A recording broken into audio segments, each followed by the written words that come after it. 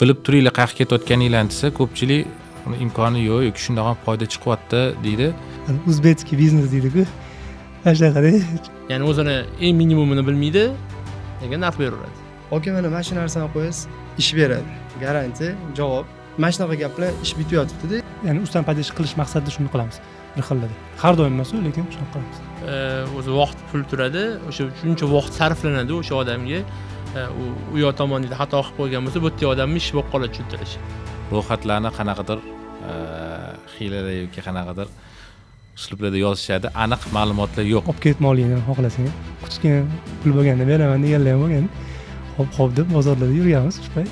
O'zimizni kechagi holatimizdan ko'ra rivojlanishga harakat qilamiz. Bizning sohamizda shu do'konchilarni biz ham shuncha kiramiz. O'ylayman anaqa ko'politsa duxu yo'q-da. Hozir bunga nasiyaga bermasam, bonus qilib bermasam, boshqa do'konga boradi, o'ta kattaroq bonus taklif qiladi. Ish haqini zo'r oladigan ustalar bor. Bizning ba'zamizda ham shunaqa bor. Va ish qaramaydi. Ishlasaga qaramaydi, kerak emas, qiyin emas, zo'r yashaydi. Alam qilayotganicha bu mavzuni muhokama qilyapti deb o'ylash mumkin. Biz ustan to'plashimiz kerak emas, pulni ustalar bizning do'konni pul to'plash kerak emas-da. Sog'lom raqobat deydi-ku, sog'lom raqobat boshlandi. Ustalar ham o'shanda haqiqiy qilayotgan ishlariga pul oladi. Bir qarasangiz, ba'zi bir bitta usta uni yomonlaydi, qaysi usta buni yomonlaydi. Faqat biz uchun emas, xodimlar ham baribir ham bu narsaga temani ichida-da. Assalomu alaykum hurmatli kuzatuvchilar. Bugun yetuklik sari loyihamizni yana yangi sonda ko'rishib turibmiz va bugungi sondagi mehmonlarimiz Eurolux kompaniyasi asoschilari Davron akamlar Adhamov va Husan akamlar Safarov. Davron aka, Husan aka, taklifimizga yo'q demasdan kelganingiz uchun katta rahmat. Jamoamiz nomidan sizlarga minnatdorchilik bildiramiz. Assalomu alaykum hammaga. Taklif uchun sizlarga ham katta rahmat. Shu yerda o'tirganimizdan juda ham xursandmiz. Salomat bo'linglar. Davron aka, Husan aka, bizda oldingi podkastlarimizda an'ana sifatida qolgan bir odatimiz bor. Ya'ni har bir kelgan mehmonimizga bir savol beramiz. Ya'ni loyihamizning nomi bo'lmish yetuklik sari deganda birinchi navbatda sizlar xayolingizga nima keladi? Assalomu alaykum yana bir bor. Oybek aka, Alisher aka, rahmat taklif uchun xursandmiz. Xudo xolisa manfaatli bo'ladi deb umid qilamiz. Yetuklik ma'lumot barga avvalambor inson o'zidan boshlanadi. O'zi bir muhim bir yo'nalishda, har bir yo'nalishda o'zi bir darajaga yetgandan keyin, darajaga yetdim, zo'rman deb bo'lmaydi. Yetgandan keyin sekin atrofdagi o'sha oila a'zolari bo'ladimi, jamoasi bo'ladimi, ishga kelsak, o'shalarni ham o'sha darajaga yetkazishni niyat qilib, shuni harakat qiladi. Shunaqa yetuklik shuni deb bilaman-da. Misol uchun любой narsada, ishxona bo'ladimi, boshqa bo'ladimi, yetuklik shunaqa deb tushunaman. Endi bilamiz, sizlarning asosiy ishingizda savdo sotuv bilan bog'liq. O'shanda tabiiy shu savol tug'iladi. Sizlarning nazdingizda tijoratchi kim? Qisqa qilib aytsa, tijoratchi bu mahsulotni, xizmatni, shunga o'xshash mahsulot bo'ladi, xizmat bo'ladi. Ikkita narsa deb tushunaman. Shularni oldi sottig'i bilan, ya'ni ham sotib olib, ham sotish bilan shug'ullanadigan shaxs. Va shu orqali pul topadi. Ya'ni shu tovarlarni usluga bo'ladimi yoki tovar o'zi bo'ladimi, oldi sotish bilan shug'ullanib pul topadi. Va agar tijoratchini faqat endi umumiy tijoratchi emas, mukammal bir ya'ni haqiqiy tijoratchi, men o'ylaymanki, haqiqiy tijoratchi sohasini har doim o'rganib, ya'ni bozorni o'rganadi, mahsulotni o'rganadi, raqiblarni o'rganadi, narxlarni o'rganadi va shu narsani ustida doimiy ravishda ustida ishlab turadigan shaxsni bilaman. Bir savol bor-da, qaranglar. Sizlar ham tijoratchisizlar. Ya'ni olib sotar. Qanaqadir miqdorda o'zingizlar importinglar ham bor. Qanaqadir miqdorda shu yerdagi importyorlardan ham mahsulot olib sotasizlar. Xo'p, tijorat sohasini aynan mana shu sektori, ya'ni isitish tizimlari mahsulotlarini olib sotishga sabab nima bo'lgan? Nega aynan shu yo'nalishni tanlagansizlar? Oybek aka, qiziq savol berdingiz. O'zimga ham odatda juda ko'p bunaqa savollar, aynan shu savolni o'zimga qayta beraman. Sababi bizani holatda bu juda ham unikal holat desa bo'ladi. Bu sohaga o'zim qat'iy bir qaror qabul qilib kelmaganman. Talabalik davrimda o'zim qarindoshim, akamlar aynan shu sohada uzoq yillik tajribaga ega bo'lgan tadbirkor bo'lganlar. Shu bir shu o'qishingni tasha ki birga ishli qolaylik, yaxshi bir temalar bor deb taklif qilganlar. Shu sabab bo'lgan o'zi aslida shunga qo'shilishimizga, aynan shu sohani tanlashimizga, lekin odamlar yoshligimda, shu maktab yoshimdan bozorga o'rgatganlar. Ya'ni birinchi o'rinda odamlar bilan muloqot qilishni o'rgan, muomalang shirin bo'ladi. Avvalambor ertaga kim bo'lishidan qat'iy nazar, mahsulotmi, xizmatmi sotishni bilishing kerak deb o'rgatganlar. Shu sababli shu yo'nalishni, ya'ni aynan shu yo'nalish emas, aynan shu tadbirkor bo'lishimizga asosiy sabablarimdan bittasi otamlar bo'lganlar. Yoshligimda har xil narsa ishli qilib ko'rganman. Asosan, to'g'risi, bozorda o'tgan vaqtim Husan'niki maligidan ham qiziqroq o'zi aytib beradi. Qiziq savol. Xuddi shunaqa ko'p berib turamiz o'zimiz shu savolni, o'zi to'g'ri yo'lda ketyapmizmi yo'qmi, lekin menga to'g'ri qiziq. Men o'zi doktorlar oilasida katta bo'lganman. U dodasidan boshlab hamma doktor bo'lgan. Va shu dinastiya deydi-ku, men buzganman shu dinastiyani, doktor bo'lmadim. Yoshlikdan o'zi majburlashgan, o'zi doktor meditsinskiy litseylarda ham o'qiganman hatto. Shu endi o'zi yoshlikda men dodam rahmatli o'zi oldi sotdi bilan ko'p shug'ullanardilar. Yoshlikdan ular o'zi oziq-ovqat sohasida ana savdo qilardilar. Tijkovka bozorlar bo'lardi, o'sha yerda bir har xil narsa sotishardi. Shu payt yoshlikdan o'sha chiqib yurardim. Juma shanba har doim o'sha yerda bo'lardi. Shu protsesslar qiziq bo'lardi. Narsa olishardi, sotishardi, yana nimadir qilishardi. Xolos har doim shu ular bilan birga yurardim. Endi orada ko'p vaqt o'tgan, har xil yo'nalishda o'qib yurganman. Endi asosiy sabab baribir ham shu sherigim Davron bo'lgan. Men zaпрос bilan kelganman o'qishdan keyin. Shu ish qilmoqchiman deganimda taklif bergan, keyin ishlab ketganmiz va endi bu boshlanish sabab bo'lgan, lekin hozirgi kunda bu sohada nimaga bu sohada qolganman va shu soha yo'nalish bo'yicha ishlayotganimni aytsak, sabablar ko'p. Hammasi alhamdulillah yaxshi sabablar. Endi sabablarning birini aytsam, bu asosiy bu yo'nalishda hozirgi kunda oldimda yaqin ishonchli insonlar bor. Misol uchun ishonchli sherigim, ishonchli jamoa, ishonchli hamkorlar, halol kasb. Misol uchun o'zing ustida ishlasang, bemalol xohlagan daromadingni topib rivojlansang bo'ladi. Shu sabablar bor va o'sha payt boshlagan paytimizdan keyingi paytlar ham har yil misol uchun nazar solaman, ko'zimni oldiga keltiraman rivojlanishimni. Shu rivojlanib, jamoam bilan rivojlanib, qanaqadir kattaroq narsalarga erishishimni ko'zimga yetayotgani uchun shu sohani mahkam ushlayapman hozirgi kungacha.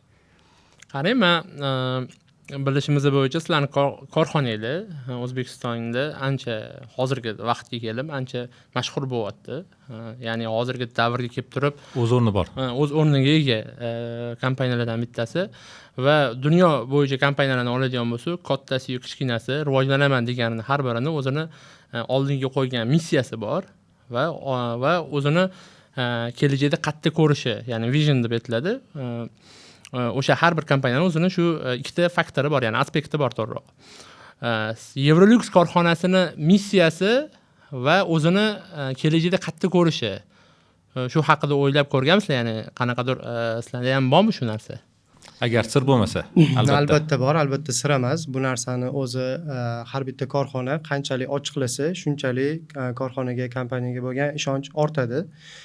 Biz odat qilganmiz 3-yildan beri har yilni boshida korxonamiz jamoamiz bilan strategik bir sessiya qilamiz va har yillik davlatimizda mashhur bir anaqa borku, yil tadbirkorlik yili yoki bir tibbiyot yili, bizda ham shunaqa yilni nomlaymiz. va strategiyamiz qanaqa deydigan bo'lsak, ya'ni aynan oliy maqsadga keladigan bo'lsak, maqsadimiz inshaalloh kelajakda aynan shu sohaga kirdikmi, shu sohada bir katta o'zgarishlar qilish. Ya'ni boya aytildi-ku, tijoratchi faqatgina olib sotib yoki bir daromadda emas, o'zidan qanaqadir bir iz qoldirishni ham maqsad qilib qo'yish kerak. Biza aynan o'zimiz bilan muloqot qilayotgan hamkorlar bo'lishi mumkin. Bizni oldi berdi qiladigan postavщикlar, undan tashqari ustalar, prorablar, qo'l ostimizda ishlayotgan xodimlarimiz hammasiga o'zimizda bor bilimni qizg'anmasdan berib turib, ular ham kelajakda qanaqadir bir tijoratlarni boshlashi yokida usta prorablarga keladigan bo'lsak, inshaalloh kelajakda bizni sababchi bo'laylik, shular bir pog'ona tepaga ko'tarilsin, bilim darajasi bo'yicha, balki bir qanaqadir yillar davomida qilib yurgan xatosini to'g'rilab turib, nimaga aynan shu sohada shu ish qilyapmiz desak, agar biz boshqa sohada bo'lganimizda ham niyatimizni shunaqa to'g'rilasak, inshaalloh yetamiz marramizga, ya'ni yetuklikka qarab yuryapmiz deb ham bir o'ylaymiz go'da. O'ylaymanki, strategiyamiz ham o'sha narsaga olib boradi. Sohani rivoji, avvalambor nomimiz ulug' bo'ladimi, dunyoga taraladimi, bizga muhim emas. Aslida atrofimizdagilarning o'ziga yaxshi ijobiy ta'sir ko'rsata olsak, ular kelajakda o'zini shogirdlari, ukalari, farzandlariga ham o'tkazadi shu bilimlarni, olgan xulqlarni. Hozirgi kunda tushunishimiz bo'yicha faqatgina sizlarning strategiyalar Eurolux kompaniyasi rivojlanishi haqida emas, balki soha rivojiga ham katta e'tibor berilyapti. To'g'ri, chunki savdogar bo'ladimi, xoh boshqa kasb egasi bo'ladimi, bitta kasb tanlagandan keyin endi baribir har bir odam agar sog'lom fikrlaydigan bo'lsa, o'zini sohasini rivojlantirish bilan shug'ullanishi kerak, chunki har birimiz bu narsaga mas'ulmiz. Mana shu mas'ullikni his qilishimiz ham kerak. O'zi aslida endi yetuklik sari deganda ham o'sha hali aytganingizdek maqsadimiz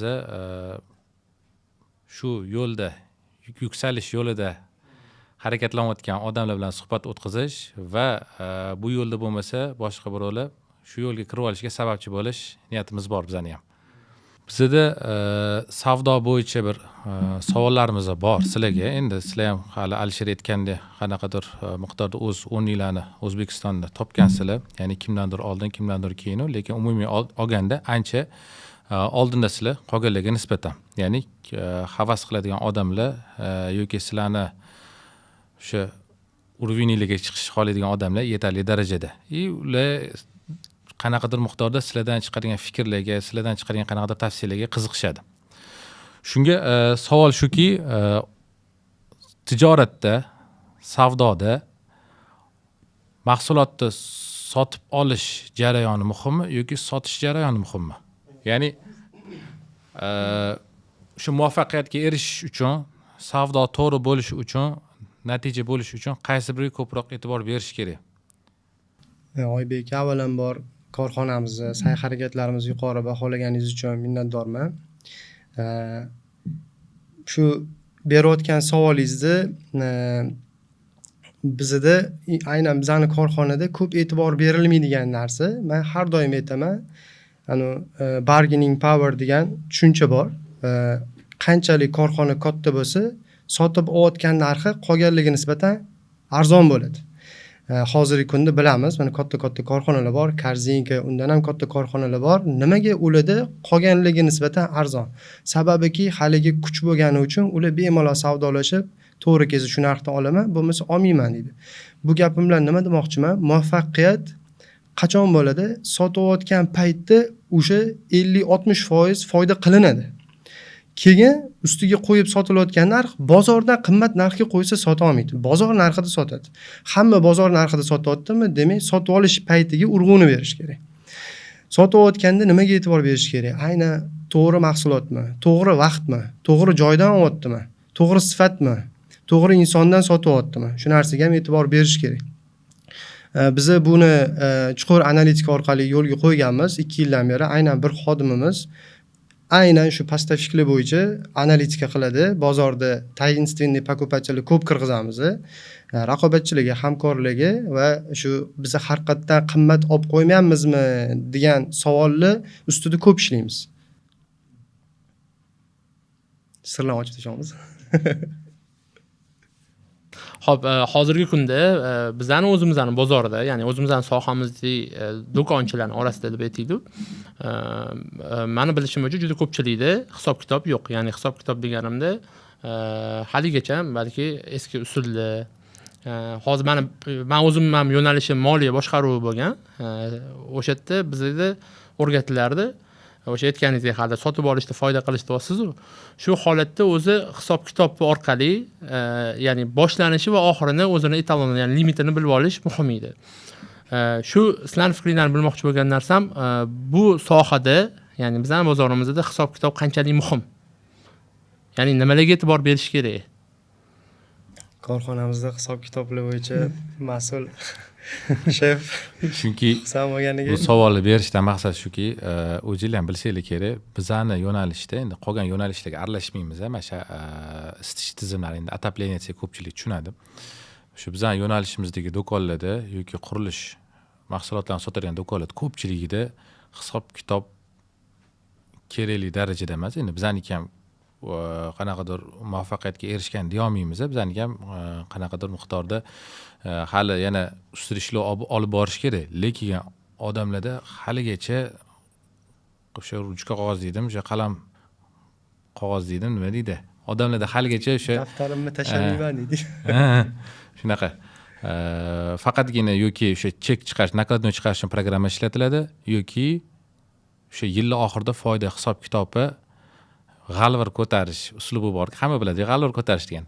Shunaqa uslubda qolib ketganda, o'shaning uchun bu qay darajada muhim, ya'ni muvaffaqiyatga erishish uchun, ya'ni yetuklik sari yo'limizda shu narsa qay darajada kerak bo'ladi bizga?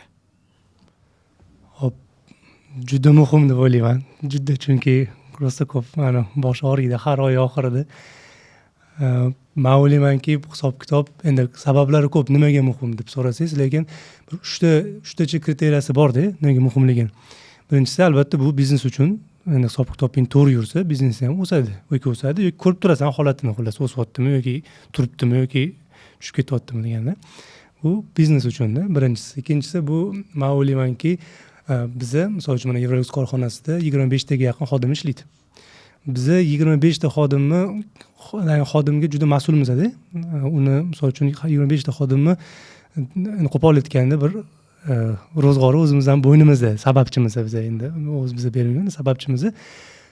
To'g'ri hisob-kitob yuritib, ularni misol uchun xodim o'zingni jamoangni o'stirishga ham kerak-da bu narsa. Misol uchun hisob-kitoblaring to'g'ri yursa, ularga har oylik oshirganingda yoki bir qanaqadir yaxshiroq bir sharoit qilib berayotgan paytingda hisob-kitobing bilan to'g'ri shu narsani yuritsang, ular ham shu o'sishga bir sabab bo'ladi ularga. Chunki ko'p ko'ramiz, do'kon yopiladi, korxona yopiladi, ishchilar ketib qoladi, ishsiz qoladi, oilasi bor, ro'zg'ori bor. Shu narsaga biz mas'ulmiz. O'shanga biz har doim hisob-kitobga qattiqroq e'tibor berishga harakat qilamiz, chunki faqat biz uchun emas, xodimlar ham baribir ham bu narsaga temani ichida-da. O'shanga o'ylayman, jamoangga ham bu ta'siri katta. Hisob-kitobing to'g'ri yursa, qanaqadir yangi narsalar qila olasan, xarajatlarga pul ajrata olasan. Muhim deb o'ylayman. Uchinchi masala bu o'sha, ya'ni hamkorlar bilan ham to'g'ri hisob-kitob qilish ham juda bir manfaatli ishda. Hamkorlaring agar sen to'g'ri hisob-kitob yursang, hamkorlar ham senga jiddiy qaraydi-da. Hozirgi kunda biz ham import bilan shug'ullanamiz, ham distributor bilan shug'ullanamiz, ham do'konlarimiz chakana savdoda ham bor. Chakana savdoda endi o'zimizni qo'limizda ko'proq, ko'pincha bizning o'zimizning agentlar, ya'ni bizning o'zimizning menejerlar, sotuv menejerlar bizani shu mijozlarimiz bilan hisob-kitobini qilib beradi, zo'r yo'l qo'yganmiz. Lekin import bilan shug'ullanib, distributor bilan shug'ullanayotganimizda dildirlar bilan bosh og'riq juda ko'p. Ya'ni aytganingizdek, do'konlarda umuman hisob-kitob deyarli yo'q. Biz ishlayotgan do'konchilar bilan bir 80% hisob-kitob yo'q. Ruchka qog'oz deyotganingiz endi qanaqa? Ruchka qog'oz yuritadigan hisob-kitoblar ham bor, to'g'ri yuradi. Lekin kompyuterda ishlab turgan, misol uchun o'sha adini sapda ishlab yurgan korxonalar ham, do'konlar ham bor-da, lekin noto'g'ri yuritadi. Har doim kasha bo'lib yuradi. Har doim biza, misol uchun bizada 100 ga yaqin dildir bo'lsa, 100 ga yaqin dildirdan bir 20 tasi hisob-kitoblarni to'g'ri yuritadi. Har doim to'g'ri chiqadi. Bilmayman, rozi bo'lishadimi, lekin qolgan hammasi bilan har oy oxirida ush janjal olganman, olmaganman. noto'g'ri price anaqa emas edi, 2022 yil price'ini qarashadi, mana shunaqalar ko'p narsalar bo'ladida. Ya'ni hisob kitobga e'tibor bermagani uchun deb o'ylayman. O'shanga shunaqa juda muhim. Qatga qarab ketayotganini, nima sotayotganini o'zi, qancha foyda qilayotganini o'zi, qancha pul ajratayotganini o'zi har bitta yo'nalishga bilmagan odam o'sish qiyin deb o'ylayman. Juda qiyin. Hozir aytasiz-ku, ana B2B da ikkala tomon ham hisob kitob qilsa, shuni to'g'ri bo'ladi. Misol uchun endi import qilayotgan tovaringlarni optim qilib endi kuzatuvchilar tushunishi uchun o'sha tilda tushuntirish harakat qilamiz. Ya'ni do'konchilar tarqatgan paytinglarda do'konchilar bilan o'rtasida bo'ladigan hisob kitobda tushunishim bo'yicha sizlarda ham xuddi shunaqa, ya'ni sizlarni hisob kitobinglar qanaqadir miqdorda mas'uliyat bilan yondoshganinglar hisobiga to'g'ri bo'lganini hisobiga bu yoqdagi sizlarni partnyoringlar, hamkoringlar sizlarni hisob kitobinglar joyida ko'rib turib, sizlarga tashlab qo'ygan joylari ham ko'p deb tushundik biza. To'g'rimi shunaqa? Ham dillerlar, ham mana hamkorlar ham. Misol uchun hamkorlarda mana sizlar bilan hamkorlik qilamiz, sizlarga o'xshagan postavщикlar bizda ko'pda. Postavщикlar bilan deyarli bir 80% hammasi bir 80% postavщикlar har gal muammo oy oxirida. Har gal urjanjal keltirib beramiz. Keltirib berganimizdan keyin men rozi bo'lib, o'tda summalar katta bo'ladi-da. Katta bo'ladi. Shunaqa postavщикlarimiz bor, yillik hisob kitob beradi. Har oy beramiz, to'g'ri, yil oxirida kelib chiqadi. Va o'sha eng anaqa achinadigan holat qanaqa bo'ladiki, katta pulli, bu 3-4 ming, 5-6 ming pul emas, katta pullar razin chiqib keladi-da. Bo'pti, xo'p deb keyin biz aytganimizni yozib qo'yadi. Qanchalik to'g'ri, misol uchun egasi, endi ko'plar egalar qilmaydi. O'sha tiskatda o'tiradigan bolalar qiladi. Ko'p shunaqa muammolar kelib chiqadi postavщикlardan ham, faqat dillar emas. Dillar bizda baribir har nakladdan chiqib ketgandan keyin misol uchun biz hisob kitob qilib yuramiz. Ey, mana qarzing bor deb. Postavщикlar har doim e'tibor bermaydi, lekin pulga kelgan paytda qak deysiz. Ba'zida soatlab ketadi. Bitta case bor, kechani o'zida mana 3,5 soat postavщик bilan o'tirdik. Yanvar, fevral, martda hisob kitobni qilish uchun, chunki bizdan ham narsa olishadi, bizdan ular narsa olamiz. To'polon qilib, endi ochiq oyda aytaman, bir $2800 farq beryapti, bermagansan, qanaqasi u deb kelib chiqqan. Bolalar endi o'zim aralashga anaqa bo'ldi. 3,5 soat qolib ketganman do'konda. Faqat ularnikini bitta-bitta titib keltirib berib, keyin men bor uzr shunaqa bo'lib qolibdi, biz noto'g'ri qilib qolamiz. Qanaqasi u narsa o'sha hisob kitob narsasi dekabr oxirida bo'lgan narsa. Bo'lmasam 0 qilib qo'yganmiz, misol uchun postavщикda bu. Uzr deb keyin yana 0 qilib qo'yib, bo'lmasam hujjatlar yozib, qo'l qo'yib, mana shunaqa qilib qo'yamiz, gruppalar bor. O'shanda ham mana shunaqa muammolar kelib chiqib, yo deydi, mana shunaqa bor deydi, bu yozganmiz, xato qilganmiz deydi. Lekin bizda Xudoga shukr programmada hamma narsa bor. Hisob kitobga endi juda shpetilnimiz hisob kitobga. Bolalarga ham kerak bo'lsa vaqt ajratishadi, soatlab o'tirishadi, yetib olishadi. Ham xiyonat, ya'ni pul ham unaqa narsa-da, men o'ylayman, hisob kitob noto'g'ri bo'lsa, birovning haqqi senga o'tib ketadi, sening haqqing ularga o'tib ketadi. Mayli, biz qanaqa pozitsiyadamiz, bizning haqqimiz o'tib ketsa, mayli indamaymiz, lekin ularning haqqi o'tib ketsa, anaqa olib qo'ying, og'ir qilib qo'rqamiz, olib qo'ying deymiz-da. Bir xilda roziman, kecha ham o'sha 2850 chiqib keldi, ko'zni yumordim, bo'pti, rozimiz. Prosta 0 qilib yuboring bo'ldi deb. Mana shunaqa holatlar bo'ladi. Ya'ni men o'ylaymanki, juda muhim deb o'ylayman. Nima deb o'ylaysizlar? Mana shu do'konchilar hisob kitobi aniq ko'rinishda bo'lmayotganligi sabab nima? Misol uchun kimgadir aytsa, misol hisob kitob qilinglar, programmani to'liq ishlatinglar, ma'lumotlarni to'liq kirgizinglar, qilayotgan foydanglarni haqiqatini ko'ringlar, ya'ni haqiqiy foydani ko'rib turinglar, bilib turinglar qayerga ketayotganinglarni desa, ko'pchilik uni imkoni yo'q yoki shundoq ham foyda chiqyapti deydi. Endi hammani baribir o'zini taxmini bor, nima sabab bo'layotganda. Sizlar nima deb o'ylaysizlar, bunga sabab nima? Ya'ni do'konchilar bu narsani qilmasligiga. Hisob kitobini misol uchun aniq ko'rinishda olib bormayotganiga. Anaqa o'zbekski biznes deydi-ku. Ashaqada, o'zbekski biznes savdo anaqa bo'lib tursa, pul aylab tursa bo'ldi degan fikr bor-da, o'shani bir anaqa tegidan bir iskaraniz qilish deydi-ku, tegidan bir olib tashlasa, keyingi avlodga ham bilmayman. Shunaqa qilib qo'ysa, mana sekin-sekin qiziqish, qiziq emas deb o'ylayman. Ularga qiziq emas. Misol uchun biz tarqatayotgan mahsulotimizni ko'rsatib beramiz, mahsulotning ham foyda bo'ladi, qiziq emas. Sotsa bo'ldi. mana shunaqa deb o'ylayman. Birinchi navbatda sotsa bo'ldi, pul aylansa bo'ldi, pul kelyapti-ku deb o'ylaydi. deb o'ylaydi. Shu qiziq joyi shu yerda deb o'ylaydi. Shunaqa deb o'ylaydi, lekin Aslida bilmaymiz. ko'rsatib bersang shunaqa holatlar ham bo'ladi, lekin men o'ylayman o'sha o'zbekcha biznes, o'zbekcha tas aniq bo'ladi-ku, paytida kelib olib tas qolib, keyin senga to'g'rilaymiz degan narsa u kallaga kirib qolgan deb o'ylayman. Men endi sudada do'konda ham o'tirganim uchun ba'zida shunaqa tenderlar bo'ladi. Ya'ni nima deydi, aqlga sig'maydi bunaqa berilayotgan narxlar, asosan katta summalarda bo'ladi. Endi sizlarda ham shu asosiy do'kon savdosi bo'lgani uchun so'ramoqchi bo'lgan narsam, nima deb o'ylaysizlar, tenderlarda asosan mana yutqizib qo'yiladi-yu. Aqlga sig'maydi qanaqa darajada u narx berayotgani, qanaqa beryapti deb. Shu hisob kitobi yo'qligidan ham, ya'ni hisob kitob yo'qligi ham sabab bo'ladimi shu narsaga? Ya'ni tender bilmasdan yutib qo'yadi tenderni. Molni chiqarib yuboradi, o'sha foyda qilyapti deb o'ylayapmiz degan fikr chiqyapti-yu.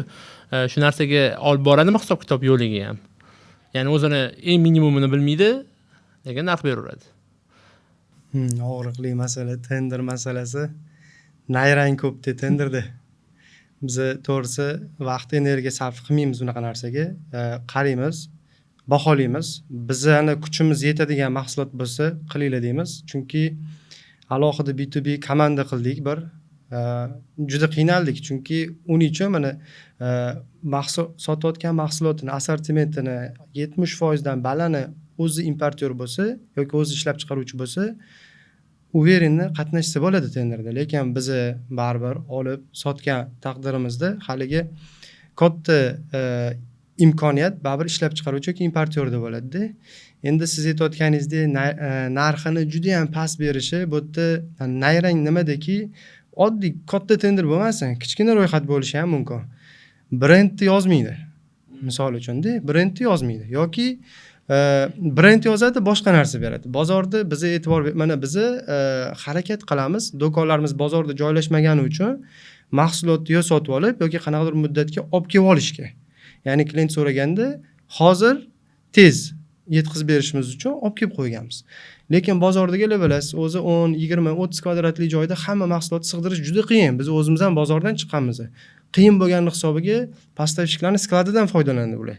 Postavщик skladidagi mahsulotni bemalol olib beraveradi. Bu yerda qaysidir определённый brend yozadi, u brend bo'lmay qolsa, haligi xaridorni ham ogohlantirmaydi. Bu narsa yo'q ekan deb. Arzonroq narsani beraveradi yoki shuni niyat qilib arzon narx beradi. Ko'pincha holatda o'zimizga kundalikda duch keladigan narsa brend yozilmasligi. Juda ko'p holatda shunaqa. Yoki uy egasiga o'zi aslida brend kerak emas-da, uy egasiga issiqlik kerak. Suvi bir joydan bir joyga yetib borish kerak. To'g'risi, yoki bizning o'zimizning mahsulot kategoriya bo'yicha gapiradigan bo'lsa, gazoni yam-yashil bo'lib turishi kerak.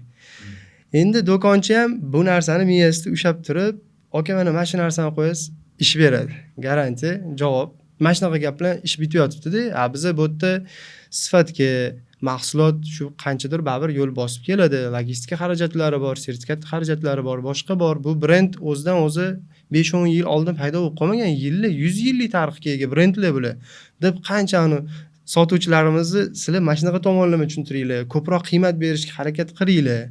Bu undan sal yaxshiroq deb emas. U shu brendda qanaqa o'zi, qayerdan kelyapti, qanaqa misol uchun testlarda o'tgan, bardosh bera olishiga e'tibor berib turib, shu narsani targ'ib qilinglar. Uy egasi olotganda ham, anitda 2000 ekan, sizlarda 3000 ekan deb qolmasin qo'ruv. Nimaga o'sha 1000 farq berayotganini tushuntiringlar deb biz harakat qilamiz va har bitta ro'yxatimizda brendni yozishga harakat qilamiz. Va xohlaydimki, mana здоровый konkurensiya dedi, bo'lsin, yozilsin, brend yozilsin. Misol uchun-da, bu yoki davlatini ham yanishtirib yozishadi. Misol uchun deydi, endi hozir brend otini aytolmayman-ku, brend yozadi yoniga o'zi yaqin davlatlar, O'zbekistonga yaqin davlatlarda, bir Angliya, Amerika, Finlandiya, mana shunaqa davlatlarni yozib qo'yishadi-da. Haligi olayotgan odamda ham, men angliyskiy narsa qo'yayotgan ekanman degan narsa paydo bo'lib qoladi-da. Va bir yolg'on ishlatib ham savdo bo'lib qolyapti orada. Aynan mana shu tenderlarning muammosi shunda deb bilaman-da. O'shanga biz mana xususan shohid juda kam qatnashamiz. Iloji vaqtinglarni ketkazmanglar, energiyani ketkazmanglar, bolalarni ko'z yonida katta spiska kelib qoldi. Mana kichkina ishlar qilib turinglar, keladi vaqti deb mana qilamiz ko'pincha. yana bitta qo'shimcha ma'lum desanglar, bu yana tender ustalarni ham podvodist qiladi ko'p. Ustalar mana biz o'zi aralashmaymiz, to'g'ri, lekin bir xillarda shepetilniy bo'laman. O'zimiz ustalar, yaqin ustalar, yulduzchi ustalarimiz baribir bor. Bizga chiqishadi-da. O'sha payt keltirib, kerak bo'lsa klient kelib chiqamiz. O'zimiz chiqamiz, kerak bo'lsa kattaroq spiska bo'ladimi, kishi farqi. Chiqib keltirib beramiz. Bo'lgancha o'rgatamiz o'zimiz agar ya'ni tashqaridan kelsa mayli, hisoblab ber, imkon qadar to'g'ri kelsa olsin, to'g'ri kelmasa endi aralashma deymiz. Ya'ni ping-pong-da bu. Kim arzon bersa shuni kerak emas deymiz, lekin o'zimiz mijoz bir xillarda. Chunki o'sha 400-500 farq qilganda bular o'sha oxirgi mijoz uy egasi nima deb o'ylaydi? Usta qo'yayotgan, usta yeyapti deb o'ylaydi. Chunki undan oldin hisoblab bergan spiskalar bo'ladi-da.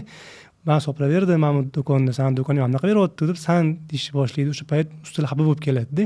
O'sha payt so'rashadi, bizlarni himoya qilinglar, chunki bu necha yillik klient, men uni ham opasini, singlisini, unisini uyini qilganman, birinchi obyektman, hozir noto'g'ri bo'lib qolyapti deganda, keyin biz telefon qilib bitta keltirib beramiz. Shunaqa paytlar bo'ladi. Bitta chaqiramiz, bir xil kelmaydi. Telegramda kerak bo'lsa videolar, audio yuborib, har bitta brend yozganmiz, o'tda qanaqa yozilgan deb, hozirgi kunda unaqa nerealniy, unaqa foiz katta pul chiqib kelishi, zararga sotmayotgan bo'lsa, lekin mana dalillar keltiramiz, chunki ustani yondash, ya'ni ustani paydash qilish maqsadida shuni qilamiz bir xillarda. Har doim emas, lekin shuni qilamiz. Hozir hisob kitob temasdan tenderga kirib ketib qoldik-ku. Yo'q, o'sha aytmoqchi bo'lgan narsa mana hozir bo'la to'g'ri aytdilar oxirida. Ya'ni shu bitta hisob kitobni bilmaslikni o'zi shuncha muammo olib chiqib qo'yapti-da. Ya'ni o'zi vaqt pul turadi, o'sha shuncha vaqt sarflanadi o'sha odamga. U yo tomonida xato qilib qo'ygan bo'lsa, bu yerda odamning ishi bo'lib qoladi tushuntirish. U xato qilganligi haqida. O'shani nazarda tutib o'tdim men.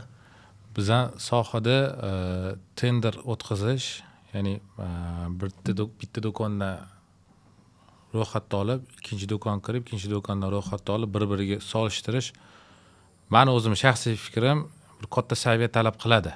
Sababi shu sohani o'zidagi mutaxassis bo'lib turib ham qiynalgan do'kondagi bolalarni ko'rganmiz. Ya'ni misol uchun ro'yxat kirib keladi. Misol uchun bizda ham do'konda savdo bo'lgan paytda boshqa do'konga ro'yxat kirib keladigan bo'lsa, ro'yxatlarni qanaqadir hiylalar yoki qanaqadir uslublarda yozishadi, aniq ma'lumotlar yo'q. Yoki shu ro'yxatda arzon chiqish uchun, oxirida spiskada arzon chiqish uchun ba'zi bir joylarda xuddi o'sha mahsulotni sal boshqacharoq yozib ketiladi. Payti keladi, usta ham farqiga bormay qoladigan vaziyatlar bo'ladi. Endi tender o'tkazish kerak, qilish kerak bu narsani. Lekin tender o'tkazganga yarasha tenderda shu kim g'olib, ya'ni kimning narxi arzon chiqyapti, kim to'g'ri kerakli mahsulot berayotganini ajratish uchun ham xolis mutaxassis bo'lish kerak-da. Xolislikni o'zi kifoya qilmaydi, bundoq qarasa. Sababi shunaqa narsalarni eshitganmizki, hattoki nasos o'zida orqasidagi bitta kichkinagina sonni o'zgartirsa, o'zi qancha farq berishini hammamiz bilamiz. Ustalarning o'zida ham o'yin bo'lib ketib qoladi bir xil paytlarda.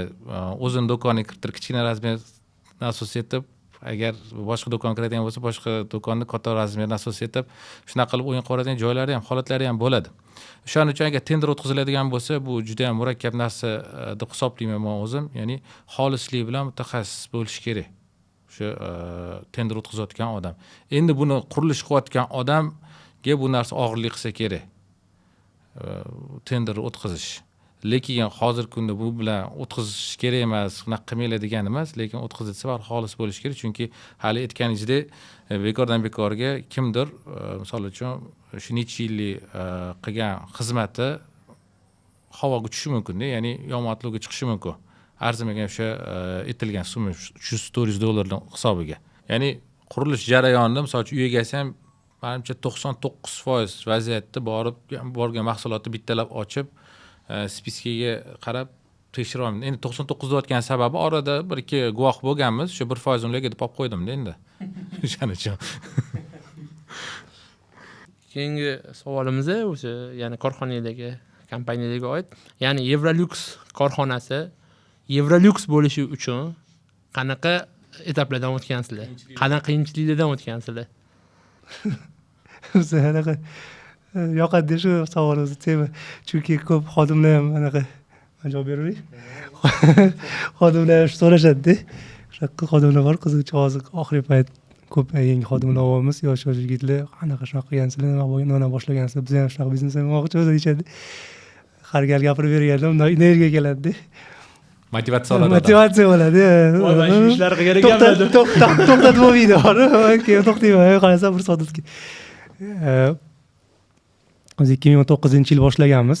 Davron endi ancha oldin shuni yo'nalishda bo'lgan. Biz o'zi agar qisqa gapirsak, biz 2019-yil boshlaganmiz. Mahsulot olib kelishdan, o'sha polish sohasiga kirganmiz.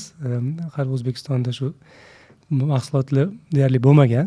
Ya'ni kimdir import olib kelib ofitsialni rivojlanib qilsam qo'shaman deb harakat qilmagan. Biz esini borib mahsulot olib kelganimizda bitta konteynerda sklad bo'lardi. O'sha skladda konteynerda znantigida joy berishgan edi. Endi bilan boshqa bir sherikchilik ish bo'lgan. O'shani joy ajratishgan edi. Mayli anaqa qilinglar deb, o'sha yerga bir 3 ta palet sig'adigan joy bo'lgan.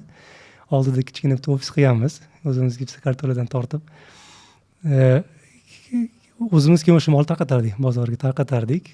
Pul olish qiyin bo'lardi, lekin o'zimiz borib, Damas bo'lardi, keyin o'zimiz ham mashina bo'lardi. Globalniy temir pul olish. Borib, tarqatib, pullarni so'rab, yalinib, boshida endi qimmat mahsulot taklif qilasiz.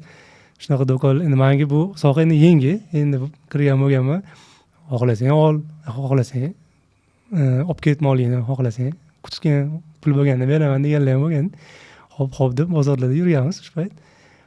Yoqardi, qiziq bo'lardi. Mahsulot tushuntirish, o'rganish, boshqa qilish. Keyin sekin lekin bitta nima turtki bo'lgan. Biz mahsulot olib kelib tarqatgan paytimizda shu do'konchilar sotishni bilmagan shu narsani. Qiziq ham bo'lmagan. Misol uchun biz esimda bor, bozorlarda har bitta bozor plan qilib qo'yib, har do'konda bir soat o'tirib chiqaman, yordam beraman sotishga deb o'tirgan paytimda kelib so'rashardi mahsulotni, lekin ular tushuntirib bera olmas edi. Даже mana bu bola bor, yaxshi o'rgatib yubordi deyishmas edi. Bor, mana bunaqa ekan deb chiqazib yuborardi. Hayron qolardim, sotsa bo'lardi deb keyin o'zimiz Davron aytgandek, o'zimiz sotaylik degan, do'kon qilamiz deb keyin shartda borib, parkinskiy joy topib, 2-3 kunda hal qilib parkinskiy do'kon ochganmiz. Do'konni ham birinchi ochganimizda shu bor mablag'ga ozgina remont qilib, mebel taqib yordam berishgan hamkorlar. Keyin shu o'zimiz ishlaganmiz, kilomiz. Hali ishchi olishga anaqa pul ham bo'lmagan, даже anaqa желание ham bo'lmagan, chunki o'zimiz qilamiz deganmiz. Atroflarni to'g'irlab, zo'r showroomlar qilib, shu mahsulot sotishni boshlaganmiz. O'sha paytda mana shu Amerikadagi hamkorlarimiz ham baraka topsin, zo'r imkoniyat berishgan, ya'ni ko'rishgan, yaxshi harakat qilyapti deb, yaxshi podдержка qilishgan mahsulot bilan. Yaxshi muddatga berishgan. Shu sotishni boshlaganmiz, zo'r showroomlar qilib, zo'r ustalarni anaqa ushlab, sekin xodimlar olishni boshlaganmiz. Endi men o'ylaymanki, mehnat sabab bo'lgan. Chunki biza shunaqa paytlar bo'lgan, o'sha payt bir 5 yil oldin sizlarda bo'lsa, Ramazon oyi bir may-iyulda bo'lganda. Biza esingda bor bo'lsa, anaqa saharlik qilib kelardik do'konga. Saharlik qilardik, do'konga kelardik. Keyin iftorlik qilib do'konda qolib, 9-10 uyga borib, uxlashga borardik. Uydagilarga har kuni gap eshitardim, men o'zim gap eshitardim. Qachon uyda nima qilib, endi uylangan paytimiz bo'lgan, endi farzandli bo'lgan paytimiz bo'lgan. Mana shunaqa bo'lardi. Chunki suvda zo'r bo'lgan payt bo'lardi. Keyin ketgandan keyin hisob-kitob qilish kerak. Uni to'g'irlash kerak, talab kelib vitrinani to'g'irlardik, skladlarni paletka qilardik. Qiziq bo'lardi. Ya'ni uyqu ham 4-5 soat uyqu bo'lsa ham yetardi. Chiqib srazu anaqa rivojlanadi. Chunki bizda shunaqa har doim hozir ham shunaqa narsa bor. Biz hozir qilmasak, ustimizda ishlamasak, kimdir o'tib ketadi-da. Bizning sohamizda bo'ladimi, palif bo'ladi, boshqa bosib ketadi bizani. Biz nima qilishimiz kerak? Ular 8 ochyapti, biz 6 da ochaylik degan mana shunaqa ko'p shunaqa narsa bo'lardi. Ustalarga ham reklama qilib chiqqanmiz. Biz 6 do'kon ochyapmiz. Kelardi ustalar. Tog'da ishlab turgan ustalar ham 6 da kelib, nakladnoylar qilib, 7 da chiqazib yuborardik-da. Skladlarni ochtirardik, qo'yiluvlarni. O'sha payt mana shunaqa vaziyatlar bo'lgan. Dastavkalarni o'zimiz qilardik, chunki o'sha payt Yandex bo'lmagan. O'zinglar bitta Damas o'zini olishga 80-90 ming so'm olardi. Ko'tarmas edi. O'zimiz yo'l-yo'lakay qilib ketaverardik, 4 ta ber zakaz. Shunaqa qilib borardik. Keyin pandemiya kelgan payt bo'lgan. Hammaga og'ir bo'lgan, lekin Xudoga shukr bizga vashcha og'ir bo'lmagan. Bizga naborat o'sha skachok bo'lgan o'sishimizga. Sababi bizning mahsulotlar, biz yana sadovoyniklar sotardik. O'sha mahsulotlar именно o'sha uy egasi o'tirib uyda o'tirgan paytda ishlatadigan mahsulot bo'lganda. va biza 5-6 oy sotmaydigan savdo qilmagan o'sha summani объемi 10-15 kunda qilamizda internetda sotib. Pandemiyada hamma joy yopilgan paytda Eurolux bir hafta atigi yopiq bo'lgan. Keyin ochilgan. Chunki bizning do'konimiz bozorda bo'lmagan, nadzor bo'lmagan. Biz har kuni ertalab turib pishkom borardik. 1 soat vaqt Alayski turaman, Alayskidan o'tib borib 1 soat vaqt ketardi. Nechta postdan o'tib, nechta shtraflarni to'lab, do'kon ochardik. Va shunaqa mijozlar kelardi, mana dostupi bor, razрешение bor mijozlar kelib, avtobuslarda yuklab olib ketishardi. Endi trubalarni tozalab qo'ygan o'ta yo'l kelardi, PPPlar. Avtobusiga o'sha trubalarni yuklayverardik, orasiga olib ketishardi. Chunki boshqa do'kon yo'q-da. Qancha klient ortganmiz, qancha tanishib olganmiz shu payt. Ustalar bilan tanishib olganmiz. Reklama berganmiz-da, mana shunaqa yo'l ishlayapti deganmiz, qo'rqmasdan. Risk bo'lgan, chunki ko'plar bekor qolsalar, uydagilar qarshi bo'lishgan. Yopadi, unaqa qilmagin deyishgan, lekin biz qo'rganmiz. Bitta odam ham kelib nadzor qilmagan, yopmagan, naborot klientlar shunaqa ko'p bo'lib ketgan. Yaxshi obyektlarga mol chiqarganmiz, skajok bo'lgan bizga. Keyin o'sha pandemiya paytida yordamchilar уже bo'lgan. 2 xodim olganmiz, keyin shu bilan sekin rivojlanib do'konlar qilib, hozirgi mana xudoga shukr 25 ta xodimimiz yaqin bor. Endi men o'ylayman, shu mehnat o'zimiz anaqa passion deydi-ku, buni strast bor-da, haligacha bor shunaqa. O'shanga bolalarni ko'rsak, mana qilinglar deb beramiz-da. Biz o'sha qilganmiz paytda sizlar ham shunaqa qilinglar, zo'r bo'ladi, intilinglar deb drive bo'lgan deb o'ylayman. O'sha drive hozir mana shu kungacha yetib olib keldi deb o'ylayman. Ya'ni ko'p anaqa bo'lganda, lekin men o'ylayman, anaqa bir xil aytadi-ku, anaqa qiynaldim, короче, noldan chiqdim, bankrot bo'lib yutib chiqdim, unaqa narsa bizda bo'lmagan, qiynalganmiz. Ko'p narsalarga anaqa xatolar ko'p qilgan, chunki bizani o'zi anaqa ustozimiz ham bo'lmagan, o'zimiz 2 kilomiz. Endi hech narsa yutqizmaganmiz deb o'ylayman. Faqat shu puldan yutqizgan bo'lsak, tajriba ortdik. Shu puldan yutqizib nimalar xato qilganimiz, lekin yutqizgan narsamiz menimcha vaqt bo'lgan. Shu vaqt sarflaganmiz. O'sha payt hozir nazar solsak, anaqa qilish kerak edi degan narsalar bor. Endi bu noto'g'ri bor, lekin hamma narsa shu tajriba ortdik, yutqizmadik deb o'ylayman. Alhamdulillah. Rivojlanishni niyat qilayotgan do'konchilarga misol uchunda shunaqa niyati bor, qanaqadir baribir sizlarning holatingizga havas kelgan holatda sizlardan qanaqadir tavsiyalar so'rasa, tavsiya beradigan bo'lsanglar, o'zinglar uchun raqobatchi, konkurent tayyorlayapmiz deb hisoblaysizlarmi yoki yo'qmi? Aslida yo'q. Bozor keng, hammani rizqi bo'lay. O'zi bozorda ham ishladik, xabaringlar bor, Jomida ham, Do'mbrobodda ham maza qilib ishlardik. Agar ular haqiqiy qanaqa to'g'ri mukammal servis ko'rsatishi bozordagilar tushunganida haqiqiy raqobat bo'lardi. O'tda bizni olib borgan brendlar, ya'ni Eurolux deb nomlashimizning asosiy sababi ham Европейский lyuksoviy segmentda ushlab turib, shu brendni nom tanlaganmiz o'zimizga. Bozorda bizni qiynalgan eng katta qiyinchiligimiz bozordagilar arzon, dostupniy bo'lgan mahsulot sotishga qiziqadi. Foyda kam qolsa, pul tezroq aylansa, shunga qiziqadi, sifatga uncha urg'u bermaydi. Biz o'zimizning pozitsiyamiz bo'lgani uchun bozorda qiynaldik, lekin haligacha ko'p do'kon egalari yoki bir o'zimiz mahsulot beramiz-ku, klient bo'ladi bizga, ular ham maslahat yo'l yo'riq berib turamiz. Qanaqaki misol uchun tizim, hozir oxirgi 2 yil faqat tizimga urg'u beryapmiz. Asosiy investitsiyani komandaga qo'yamiz. Chunki odam oilali, farzand ko'paygan sari baribir qolib qolar ekan, ko'proq uydagilarga qiymatni uydagilarga bering, ishxonada emas, vaqtim ko'proq uyda bo'lsin, farzand tarbiyasi boshqaga bo'lsin deb o'rningizda o'rinbosarlaringiz jamoada, shu jamoaga oxirgi 2 yil juda katta mehr, e'tibor, bir investitsiya sifatida kiritamiz. Xuddi shu narsani hamkorlarga, raqobatchi deyishimiz ham mumkin, raqobatchilarga ham xuddi shu narsani aytamiz.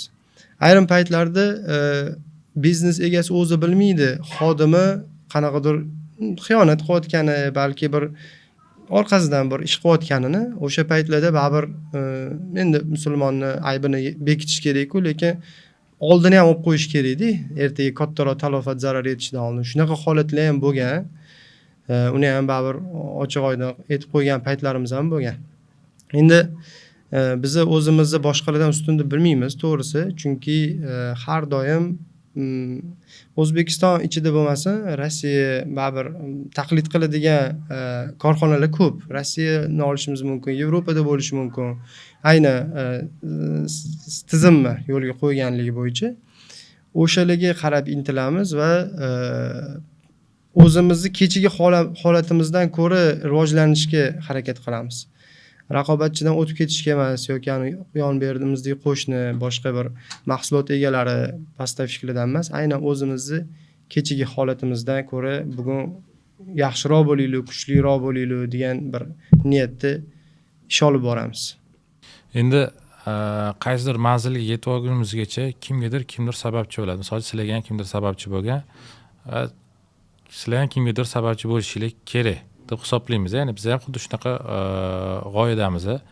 Ya'ni agar sog'lom raqobatchilar ko'payadigan bo'lsa, ya'ni hamkasblar, ya'ni bizning sohamizdagi odamlar yoki boshqa sohadagi odamlar shu sog'lom raqobat qila oladigan bo'lsa, o'shandagina soha rivojlanadi deb o'ylaymiz. Sababi ba'zi bir odamlar, ba'zi bir qanaqadir muvaffaqiyatga erishgan odamlar maslahatga kelganda maslahat berishmaydi, sababi o'zimizga qanaqadir miqdorda konkurent, ya'ni raqobatchi tayyorlayapmiz, ortiqcha raqobatchini nima qilamiz deyishadi.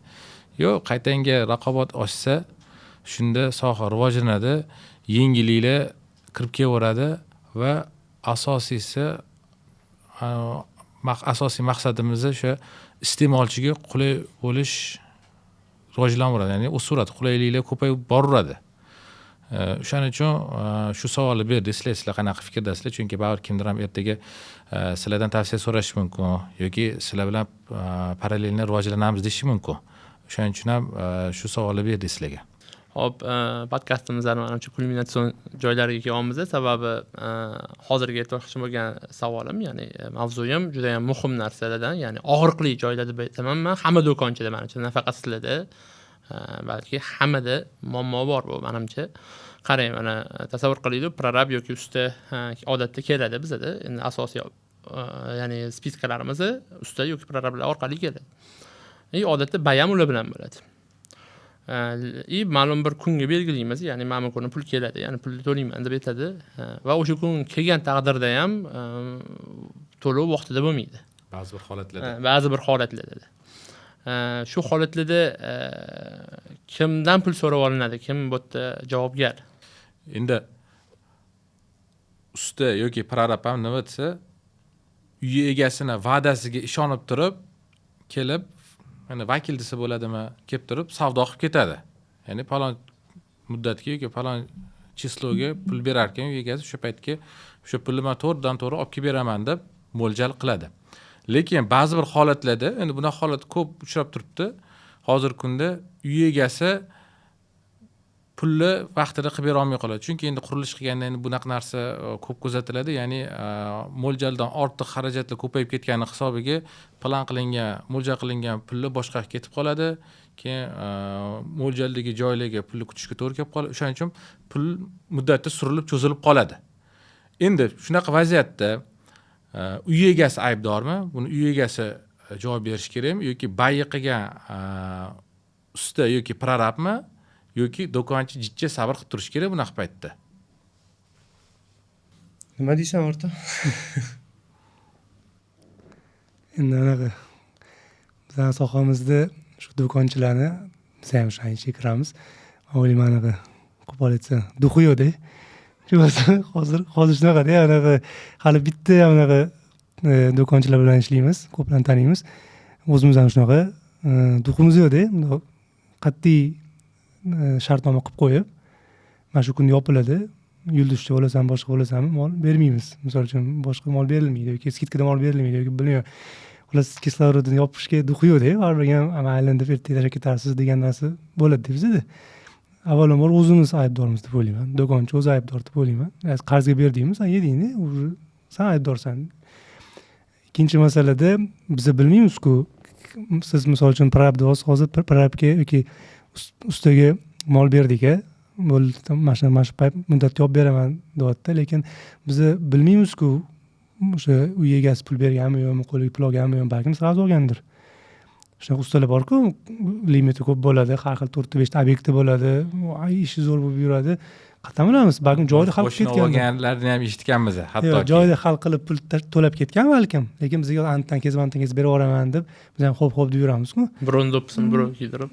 Shunaqa o'shanga men o'ylayman, birinchi avvalambor o'zimiz aybdormiz.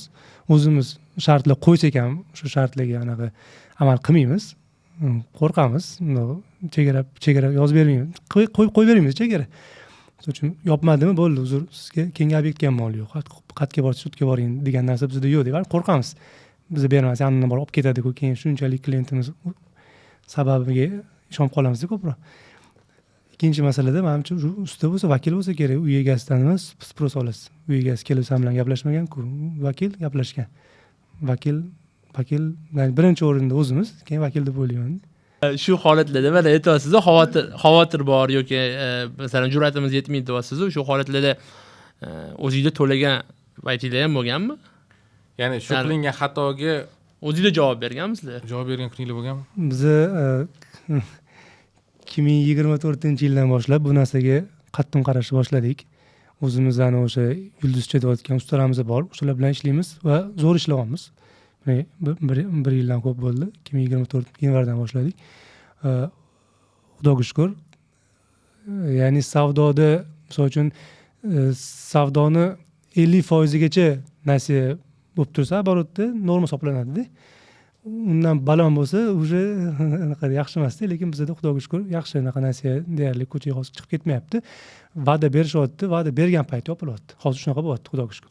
Lekin undan oldingi holat o'sha aytganingizdek javob, biz nechtasini ko'zimiz yumib o'z javob olganmiz o'zimiz.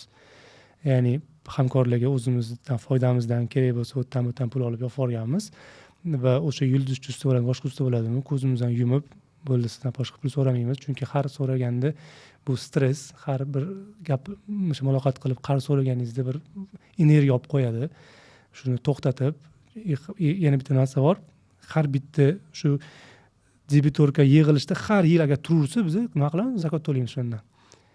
Har yil endi og'ir emas, to'lashga anaqa rozimiz, lekin baribir ham pul olmasdan ish qilib turish ham bir yaxshi emas-da. O'shanga biz nima qilamiz? Biz har doim o'sha nima qilganmiz? Biz o'sha 24-yilgacha bo'lgan hisob kitoblarni ko'zimizdan yumib, o'zligiga ham yetib qo'yib, rozimiz, yozib qo'yganmiz.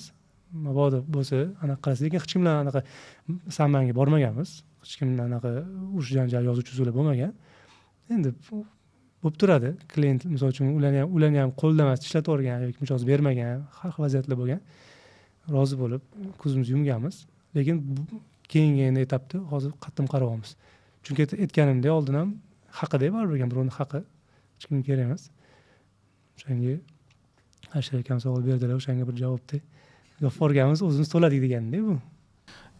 Ba'zi paytlarda endi hozir savol berganda usta bilan prorab do'konchi o'rtasida bo'ladigan bay haqida gapirdik-ku. Ba'zi bir holatlarda B2B, ya'ni skladdan do'konchilar mol tarqatayotganda ham nima qilinadi? Do'konchilar klientdan keladigan pulga bog'lab qo'yishadi skladga qilinadigan kassani. Bunaqa holatdan xuddi shunga o'xshagan, menimcha agar ustadan yoki obyektdan pul kelmasa, do'konchi обязательно berishi shart.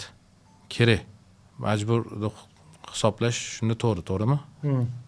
Sizlarnikidan xulosa qiladigan bo'lsak. Shunaqa. Tushunarli. Keyin tizim ham bo'lish kerak deb o'ylayman Oybek aka. Misol uchun ko'p muammolar nimadan kelib chiqadi? Tizimli ravishda eslatilmaydi-da. Tizimli ravishda obyekt hisob-kitob berilmaydi ustalarga. Biz o'sha boya davron etdi, tizimga ko'p kuch beryapmiz. Hozir mana nega debitorkamiz, ya'ni qarzdorlik muammonaqa juda katta emas, chunki biz deyarli har hafta o'zimiz tizim qilib qo'yganmiz. Doimiy eslatib turamiz klientlarga. Ular ham endi uyalib berish kerak deb olib kelib yopib ketadi. Xudo shu tizim bo'lmagani uchun, misol uchun ras kalling urib qoladi, voy pul yig'ishimiz kerak deb telefon qilsang, qachon deydi, uyda deydi, xabarim yo'q deydi, bo'ldi ertaga qilaman deydi, shu bilan qolib ketadi. Tizim bo'lmagani uchun ham, ya'ni doimiy ravishda so'ramaganimiz uchun ham, menimcha do'konlar so'ramagani uchun klientdan yoki поставщик do'kondan doimiy ravishda talab qilmagani uchun ham mana shunaqa nizolar kelib chiqadi bo'lgan. agar paytida o'sha kerakli hujjatlarni qilib yoki o'sha kerakli bayni puxta qilib amalga oshiriladigan bo'lsa, tizim bo'ladigan bo'lsa, bunaqa vaziyatda o'sha bayni amalga oshirgan o'sha usta bo'ladimi, prorab bo'ladimi, o'sha javob berish kerak deb xulosa qilsa bo'ladi shunda. Qo'rqamiz deb aytdingiz-ku, ya'ni talab qilishga qo'rqamiz deb. Ya'ni bu bizani misol uchun endi bizani degan o'sha do'kondagi sotuvchilarni ongidagi qo'rquv deb nomlasak bo'ladimi? Misol uchun bunga yana bir ko'p narsalar bog'liqda. Misol uchun hozirgisi bu bittasi bu to'lovni o'z muddatida qattiq talab qilmaslik yoki boshida mahsulot sotayotgan paytda bayni mustahkam qilib, puxta qilib amalga oshirmaslik. Bu bitta qo'rquv. Ikkinchi qo'rquv bu bonus masalasi. Ustalarga bonus berish. Ya'ni o'sha savdodan, qilib ketilgan savdodan. Shuni bonus masalasini ham qo'rquv deb belgilasa bo'ladimi? Misol uchun shunaqa deb xulosa qilsa bo'ladimi? Aslida qo'rquv aytayotgan narsalaringiz sabab bo'lishi mumkin, lekin asl qo'rquv suvdan tushib ketadi deb o'ylaydi do'konchilar. Hozir bunga nasiyaga bermasam, bonus qilib bermasam, boshqa do'konga boradi, u yerda kattaroq bonus taklif qiladi. Ya'ni yaratganiga emas, haligi bandasi o'sha sababidan kutadi rizqini-da. Aslida misol uchun bilamiz-ku, shu bo'lmasa boshqa joydan balki 10 karra kattaroq bir mijoz keladi. 100 yillab bizaga mijoz bo'lib qolar balki korxonaga-da. Eng katta qo'rquv endi menimcha shu nazarga tutgan, suvda tushib ketadi, bizadan yuz o'giradi. O'sha bayni qilish intizomi yaxshi shakllanmaganda, endi bilasiz, oldin unaqa bu narsaga qattiq qaralmagan. O'zimiz ham unaqa puxta zo'r bilamiz deb bilmaymiz-ku, lekin harakat qilamiz shu narsani o'rganib, bir qanaqadir targ'ib qilishga, o'rgatishga. Ustalar ham ertaga siz javobgarlikni olasizmi, sal bo'lsa ham uveren bo'ling, mijozingizdan ola olasizmi, yo'qmi degan bir zanjir sifatida-da, bir etib o'tish kerak. Endi qo'rquv deganda bu bonus ham qo'rquv. Aslida hozir bonus bermasam boshqasi, misol uchun men 10% bersam, 15% beradi yo boshqa qiladi deydi. O'zi bonusni ham aslida bir qanaqadir to'g'ri yo'lda berishni bilib olish kerak o'zi aslida. Bir uni ham o'zini bir shar'iy bir joiz yo'llari bor-da. Bizda tushuncha noto'g'ri shakllanib qolganda, shu uchun ayniqsa buni azaldan ancha yildan beri shu savdoda yuradiganlar, bozordagilar misol uchun endi qo'pol qilib aytganda ham atkat degan bir yoqimsiz so'z-ku, uni noto'g'ri tushunmagan ko'pchilik, uni o'sha to'g'ri tushuncha shakllanmagani uchun ham haligilar srazu taklif qiladi. Ya'ni ustalarda ham shunaqa narsa bor. Yangi mana biz ko'pincha yangi mijozga uncha qiziqmaymiz-da, o'zimizda doimiy ishlab turganni ishirish harakatini qilamiz. Mana narsani o'tgan bo'lsangiz kattarog'ini qo'ying, yevropeyskiysini qo'ying debdi, o'zimizda loyalniy klientni ishirishga harakat. Yengisi keladi, ustaga nima bor deydi. Ya'ni eng yoqimsiz narsa-da, ustaga nima bor? Yaxshi sharoit bor, kofe bor, choy bor, yaxshi narxi bor. Muzdekkina joy bor, qishda issiqqina joy bor-da, misol uchun-da. Vaqtida hisob-kitobingizni yurg'izadigan mana menejerlar bor, misol uchun. Biz oxirgi payt bolalarga ko'p ta'kidlab aytaman, sizlar ustalarni buxgaltersizlar, chunki ularda bunaqa ilm yo'q. Ya'ni hisob-kitob ilmi yo'q. Boshlanishiga Telegramda gruppa ochilsa, uy egasi qo'shilsa yoki uy egasi qo'shilmaydigan inson bo'lsa, vakili qo'shilsa. Prorabimi, kimdir, jiyanimi, o'g'limi, ustani qo'shaylik, do'konni o'sha vakili qo'shilsin deb, o'sha yerda hamma narsa ochiq oydin bo'lsin. Pul berib oldi, qabul qildim, mahsulot chiqib ketdi deganda, hozir shu narsaga katta e'tibor beramiz. Ya'ni bu ham bir qiymat. Ustalar ko'p mana shunaqa muammo bilan ham kelganda bizaga. Men beruvdimmi, olib keluvdi-ku, u o'zi aslida olgan bo'ladi-da, bu yoqqa olib kelganman deb o'ylaydi do'konga. Haligi turgan bo'ladi. Yoki bilmayman, xullas taqdiri nimadir bo'lgan bo'ladi-da. O'sha paytda mana shu narsa hatto kichkinagina instrumentda nimadir qilib o'sha bir sababini qilsa nimadirga erishiladi-da, natija shunda bo'ladi. O'sha aytganingizdek asosiy bizani mijozimiz, ya'ni do'konchilarning mijozi usta bo'lgandan keyin ko'p kontakt ular bilan bo'ladi baribir. sizlarni fikringlar qiziq bizaga. Usta o'zi kim? Ya'ni o'sha kelayotgan obyektni vakilimi, ya'ni o'sha obyektni egasini vakilimi yo dalolatchimi? Shu haqida fikringlar. Biz o'zi bizani vakil deb o'ylaymizda, o'zi shunaqa qilib shar'iy joiz tarafdan ham siz bizga vakil bo'lsangiz, keyin yog'ini kelishamiz deb gaplashamizda shartnomalar asosida. Lekin men o'ylaymanki, endicha anaqa narsa Davron hozir gapirdi, neytralni gapirdi-da, bonuslar misol uchun sistemasi to'g'ri nimasi bor, lekin men bu narsaga sal salbiy qarayman. U mijozlar bilan ko'p oldi berdi qilganimiz uchun, mijozlar bilan ko'p gaplashganim uchun shu bonus sistemasi menga yoqmaydi. Xolos, men bu narsaga sal qarshiroqman. Lekin chunki men o'ylaymanki, o'ziga uverenniy usta, o'zini ish haqini zo'r qiladigan usta bu narsaga vasha e'tibor ham bermaydi deb o'ylayman-da. Mana shunaqa narsa menda shakllangan. Balki noto'g'ridir, bu o'zimning shaxsiy fikrim. Ish haqida, ya'ni ish haqini zo'r oladigan ustalar bor, bizani ba'zamizda ham shunaqalar bor. U vasha qaramaydi. Hech narsaga qaramaydi, kerak emas, qiziq emas, zo'r yashaydi. Mana shunaqa qatta ko'p bonus beradigan ustalar bo'lishi mumkin. Bizda unaqa yo'q, xudoga shukr, lekin shunaqa ustalar bo'lsa, shunaqa yuraveradi-da. Qatta kim ko'p bonus bersa, shu yerga chopib yurgan unaqa narsa bo'lib qoldi hozir. Men shunaqa ko'ryapman-da bozor hozir. Qiyin juda. Lekin siz savolingizga menimcha ko'proq hozir endi kartina shunaqa formatsiya qilyapti, menimcha ko'proq dalolatchi bo'lsa kerak deb o'ylayman. Vakil bo'ladi, bizlar tarafdan vakil, ya'ni biz vakil deb bilamiz, как bizning agentimiz bizga klient olib kelib beradi, biz shu klientdan foydalanamiz. Kerak bo'lsa o'sha ana cashback boshqalar bo'ladi, lekin общий kartina qaraganda ya'ni klientga nisbatan dalolatchi, sizlarga nisbatan vakil bo'lyapti. Shunaqa bo'lyapti deb qabul qilsa ham bo'ladi menimcha. Hozir siz aytdingiz-ku, o'ziga uveren bo'lgan usta bunaqa narsalarga e'tibor bermaydi. Bizda shunga o'xshagan bizda ham fikr bor, ya'ni o'ziga uveren bo'lgan do'konchi ham o'zini qilib berayotgan uslugasiga yoki ustaga qilib berayotgan sharoitiga uveren bo'lgan, ya'ni o'zini mahoratiga, savdo qilish mahoratiga uveren bo'lgan do'konchilar ham bu narsaga e'tibor bermaydi. Ya'ni bu bonusdan foydalanmaydi deb hisoblaymiz biz ham. Qiziq ma'lumot, balki ko'pchilik bilmas, lekin bunaqa holat sizlarda ham bo'lgan bo'lsa kerak deb o'ylayman. Ba'zi paytlarda kelib qolsa, shunaqangi ustalar bonusni do'konchini foydasidan ham ko'proq oladigan paytlar ham bo'lib qoladi. Endi bu mavzuni sizlar bilan muhokama qilayotganimizda ba'zi bir ustalar ko'rib turib, shunaqa foydasi chiqib ketayotgani uchun, alam qilayotgani uchun bu mavzuni muhokama qilyapti deb o'ylash mumkin. Lekin aslida mayli biza qancha kimga nech pul berishimiz u asosiy masala emas. Ya'ni hamma hali aytilganda o'ziga yozilgan shu rizqini o'zi oladi. Endi bizani asosiy maqsadimiz bu savolni berishdan asosiy g'oya shuki, soha rivojiga qay darajada to'sqinlik qiladi.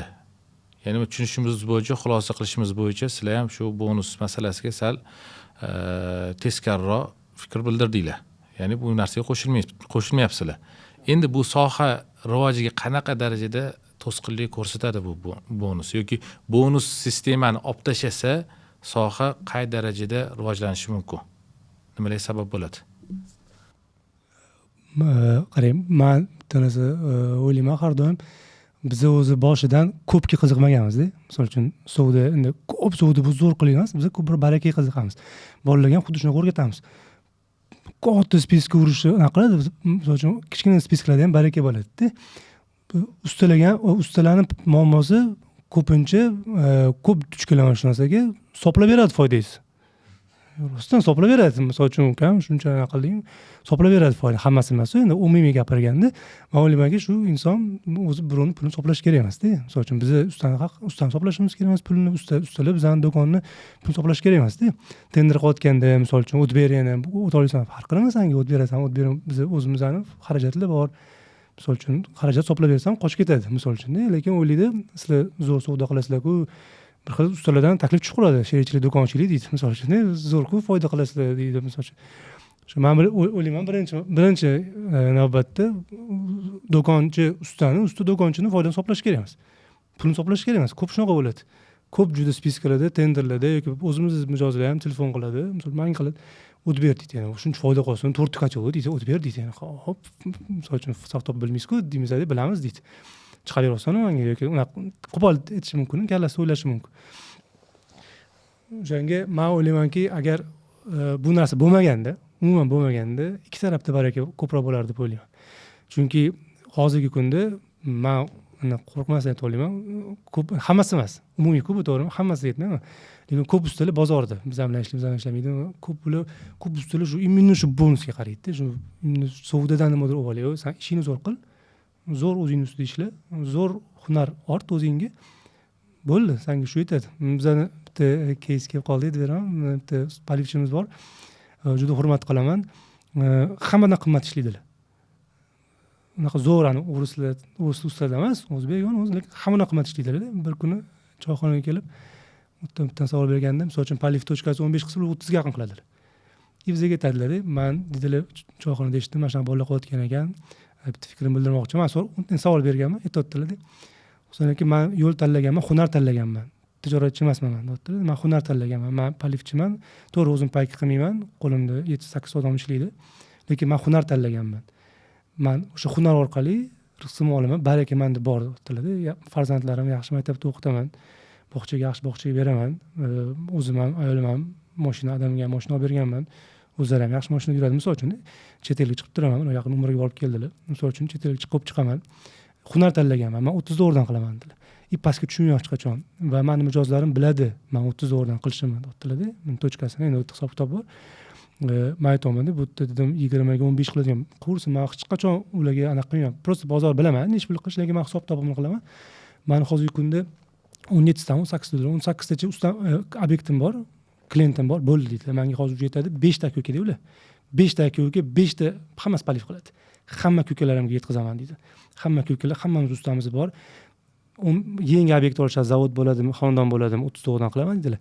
Har bittasidan kamida 200 dan 300 dollar, 500 gacha oylik olaman deydilar. O'sha borib, polivni to'g'irlab kelib, gullarni to'g'irlab berishga deydi. Menga mana shuni aytadi deydi. Baraka menda shu deydi. Siz bonus olmaydi. Misol uchun cashback bizning loyiha programmamiz bor-da, faqat bonus programmalarimiz bor, har xil. Mana yaqinda ustalarni ziyorat olib keldik, dam olishga olib keldik misol uchun. Qiziqmaydilar. Sanamaydilar, kerak emas dedilar. Mayli turursan, keyin olarman dedilar misol uchun. Chiqib qoldi, hozir olgan payti biz ham endi shu qilib ko'rsat. Kerak emas dedilar. Aytadilar, bitta narsa siz tursin, agar hamma shunaqa bo'lsa, xursand bo'lardim. Men hunar tanlaganman dedilar. Tijoratchiman, bonus yoki olib sotib bo'lsa boshqa do'kon ochib ish qilardim deyaptilar. Men hunar tanlaganman. O'shanga xudoga shukr 13-14 yil bo'ldi ishlayman deyaptilar. Mazza qilib ishlayman, foydam, rizqimni xudo beryapti, barakali beryapti deyapti. Mana shunaqa deganlar. O'sha bir 2 yillik gap-da bu. O'shandan beri misol uchun shunaqa ustalar ham bor demoqchiman. Shunaqa ustalar bor, men shunaqalarni juda hurmat qilaman. O'shalarga ko'proq anaqa yondashib, qanaqa podдержка qilishga harakat qilamiz. Chunki ular aytadilar, keyin biz aytamiz, bizani nimaga tanlagansiz, nimaga biz bilan ishlaysiz deganimizda shu faqat tizim deydilar, berayotgan qiymatlar ko'p deydilar. Misol uchun pul masalasi, bonus masalasi gapirmaydilar. Va choyxonada har doim mana shunaqa ustalar aytib o'tadi, shunga e'tibor bermanglar, iltimos, to'sqinlik qilsizlar, rivojlanishimizga rivojlaninglar, sotsium qilinglar, yaxshi narsa o'rganinglar, chet elga borib o'qinglar, har xil anaqalarga chiqinglar, mana shu narsalarni olib tashlaylar, kim qancha berishlarini yo'qotinglar, baraka bo'ladi deb ko'p ustalar gapiradi. Bizda shunaqa. O'shanga men o'ylaymanki, shu usta baribir ham hunar tanladimi, hunar ishini qilish kerak. Biz savdo tanladikmi, savdo qilib foyda qilishimiz kerak. Shu. Alisher, bundan oldingi podkastimizda Usmon aka usta bilan bo'lgan podkastda savol berdi-da. Mana shu bonus mavzusi ko'tarilganda bonusni sohamizdagi korrupsiya deb nomlasak bo'ladimi deb savol berdi. Nima deysizlar sizlar? Yaqinda bitta qarindoshim bilan gaplashayotdik. Uy qurdilar-da.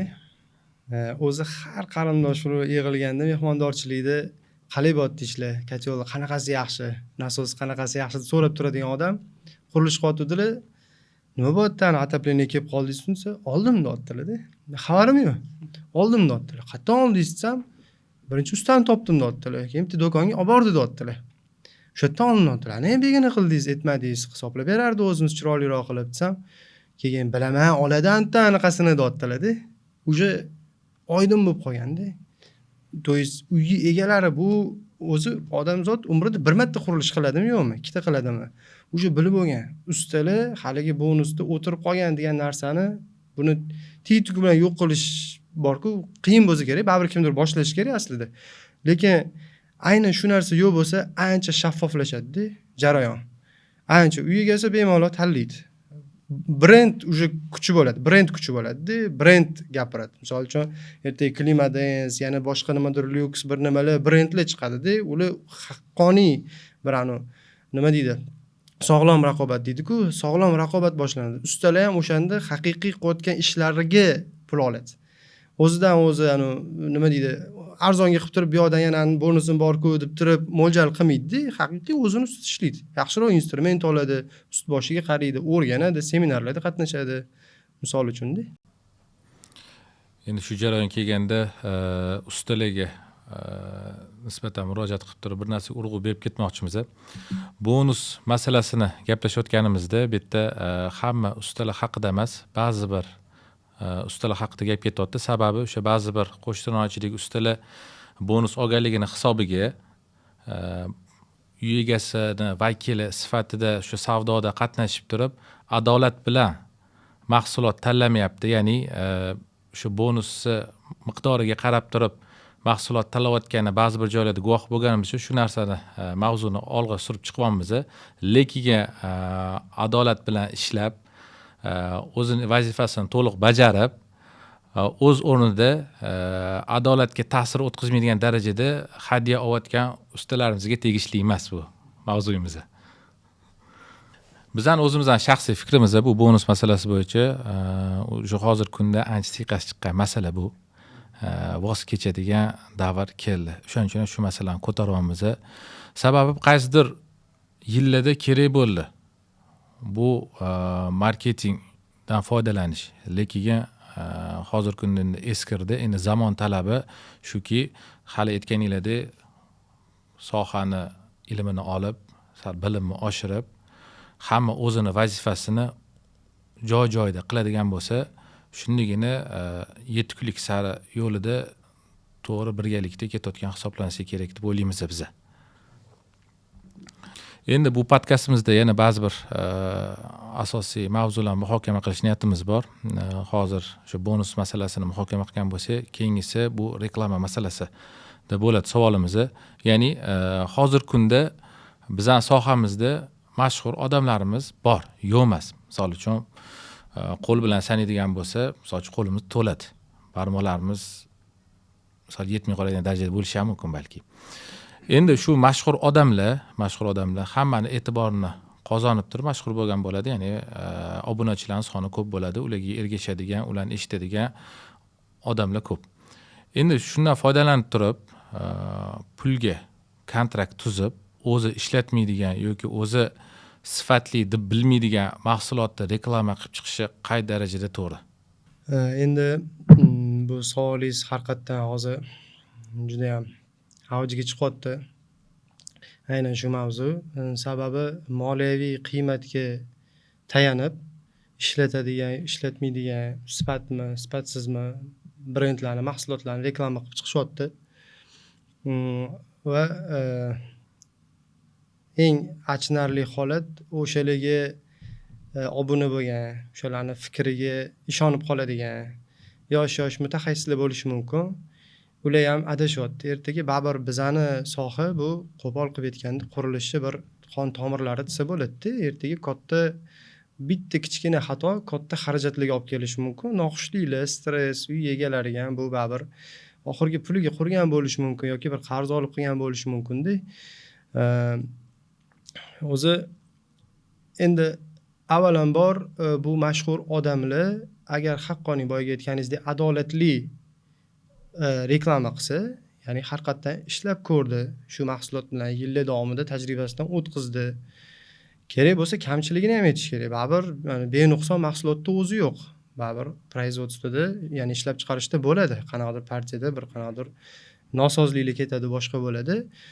Haqqoniy bo'lib turib, mahsulotni sifatiga urg'u berib turib, undan tashqari shu tajribadan o'tganligiga, nimaga aynan shu mahsulotligini keltirib bera olsa, ya'ni Yevropadanligiga yoki bir qanaqadir o'zini bir tarixiga ega, aynan bir qanaqadir patentga ega bo'lgani uchunmi, eksklyuziv qanaqadir materialdan ishlab chiqarilgani uchunmi, u men o'ylashim bo'yicha adolatli bo'ladi va buni o'zi aslida qilish kerak.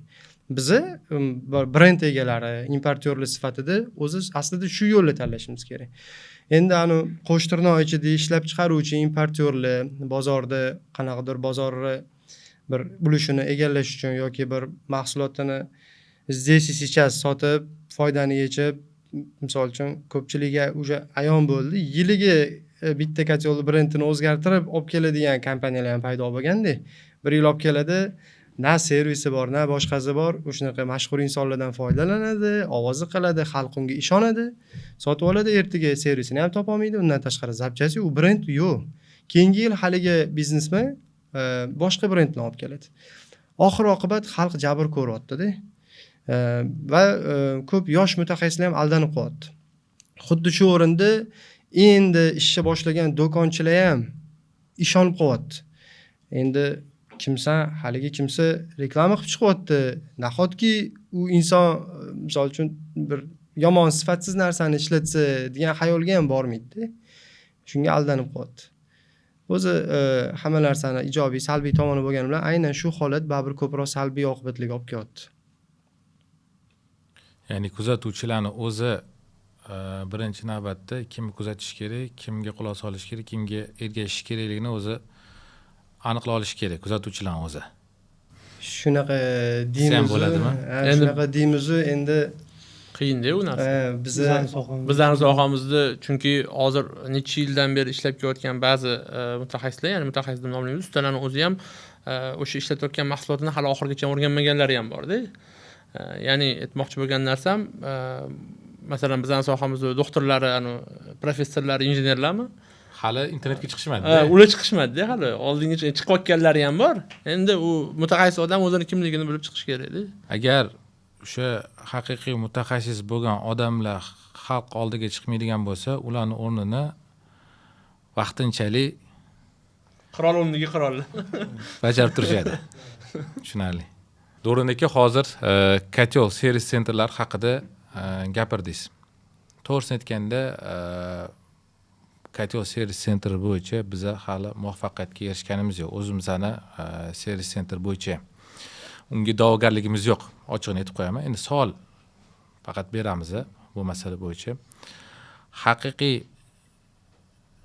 servis sentr qanaqa bo'lishi kerak, usta qanaqa bo'lishi kerak? Ya'ni savol o'sha servis sentr bilan ustani o'rtasidagi bo'layotgan vaziyat haqida ketyapti. Chunki hozir kunda juda ko'p muammo. Bir qarasangiz, ba'zi bir bitta usta uni yomonlaydi, qaysi usta buni yomonlaydi. Zo'r deb o'tirgan servis sentringiz ertasiga uyaltiradi. Qarab turibsizki, yomon gumonda bo'layotgan servis sentringiz aslida professional bo'lib chiqadi.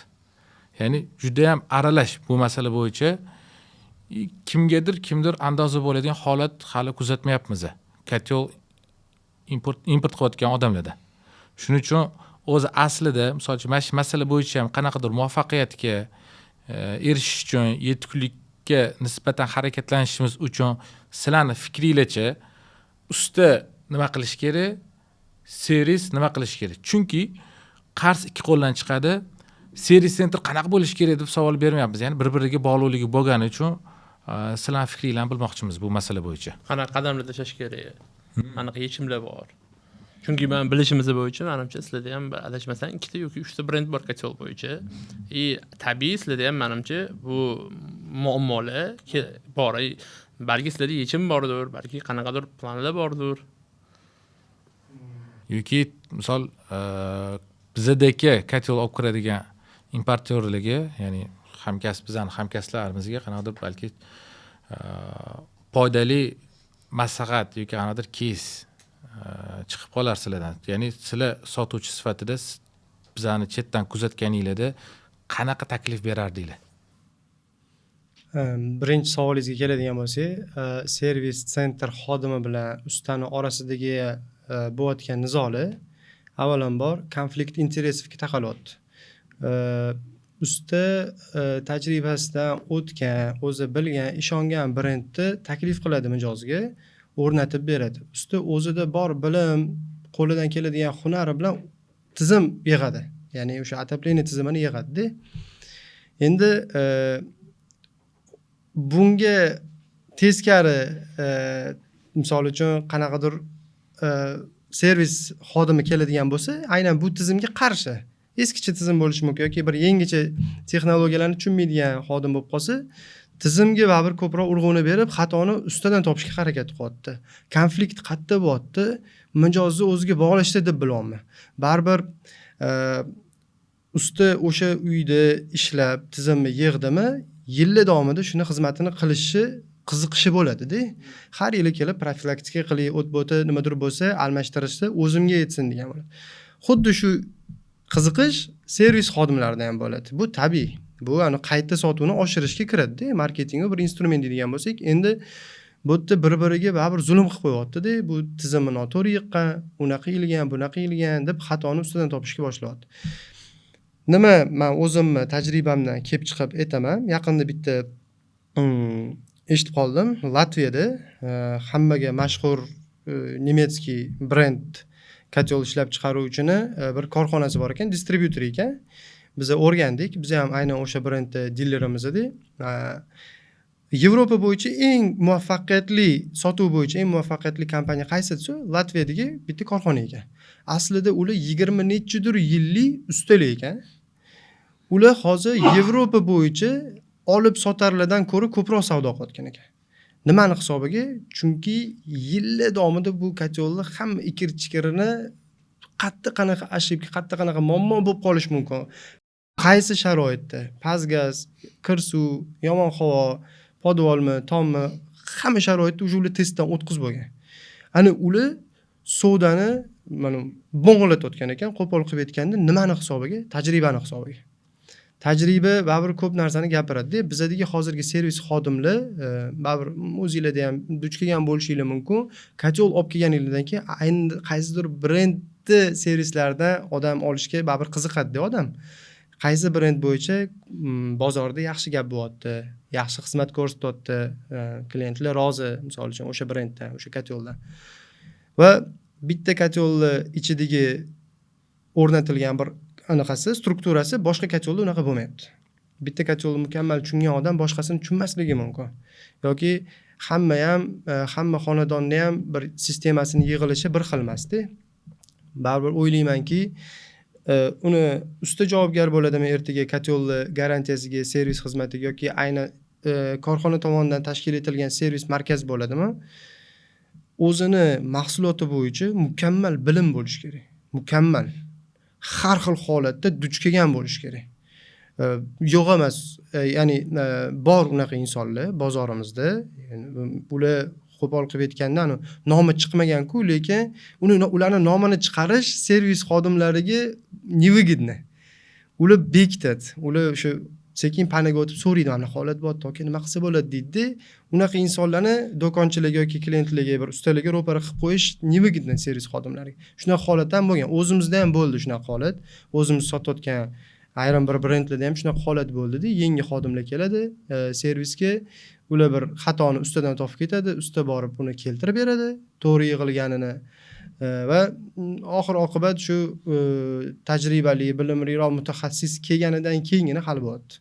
Hozirgi holatdagi, ya'ni usta bilan servis sentr o'rtasidagi muammoni hal qilish uchun ularning o'rtasini qanaqadir miqdorda ahil qilinadigan bo'lsa, ya'ni misol qilib aytamiz, usta o'sha kotel olgandan keyin biroq servisga telefon qilib qanaqa o'rnatdi, ya'ni hozir kunda servis obyektga borganda hamma narsa o'rnatilgan tayyor bo'ladi-ku, to'g'rimi?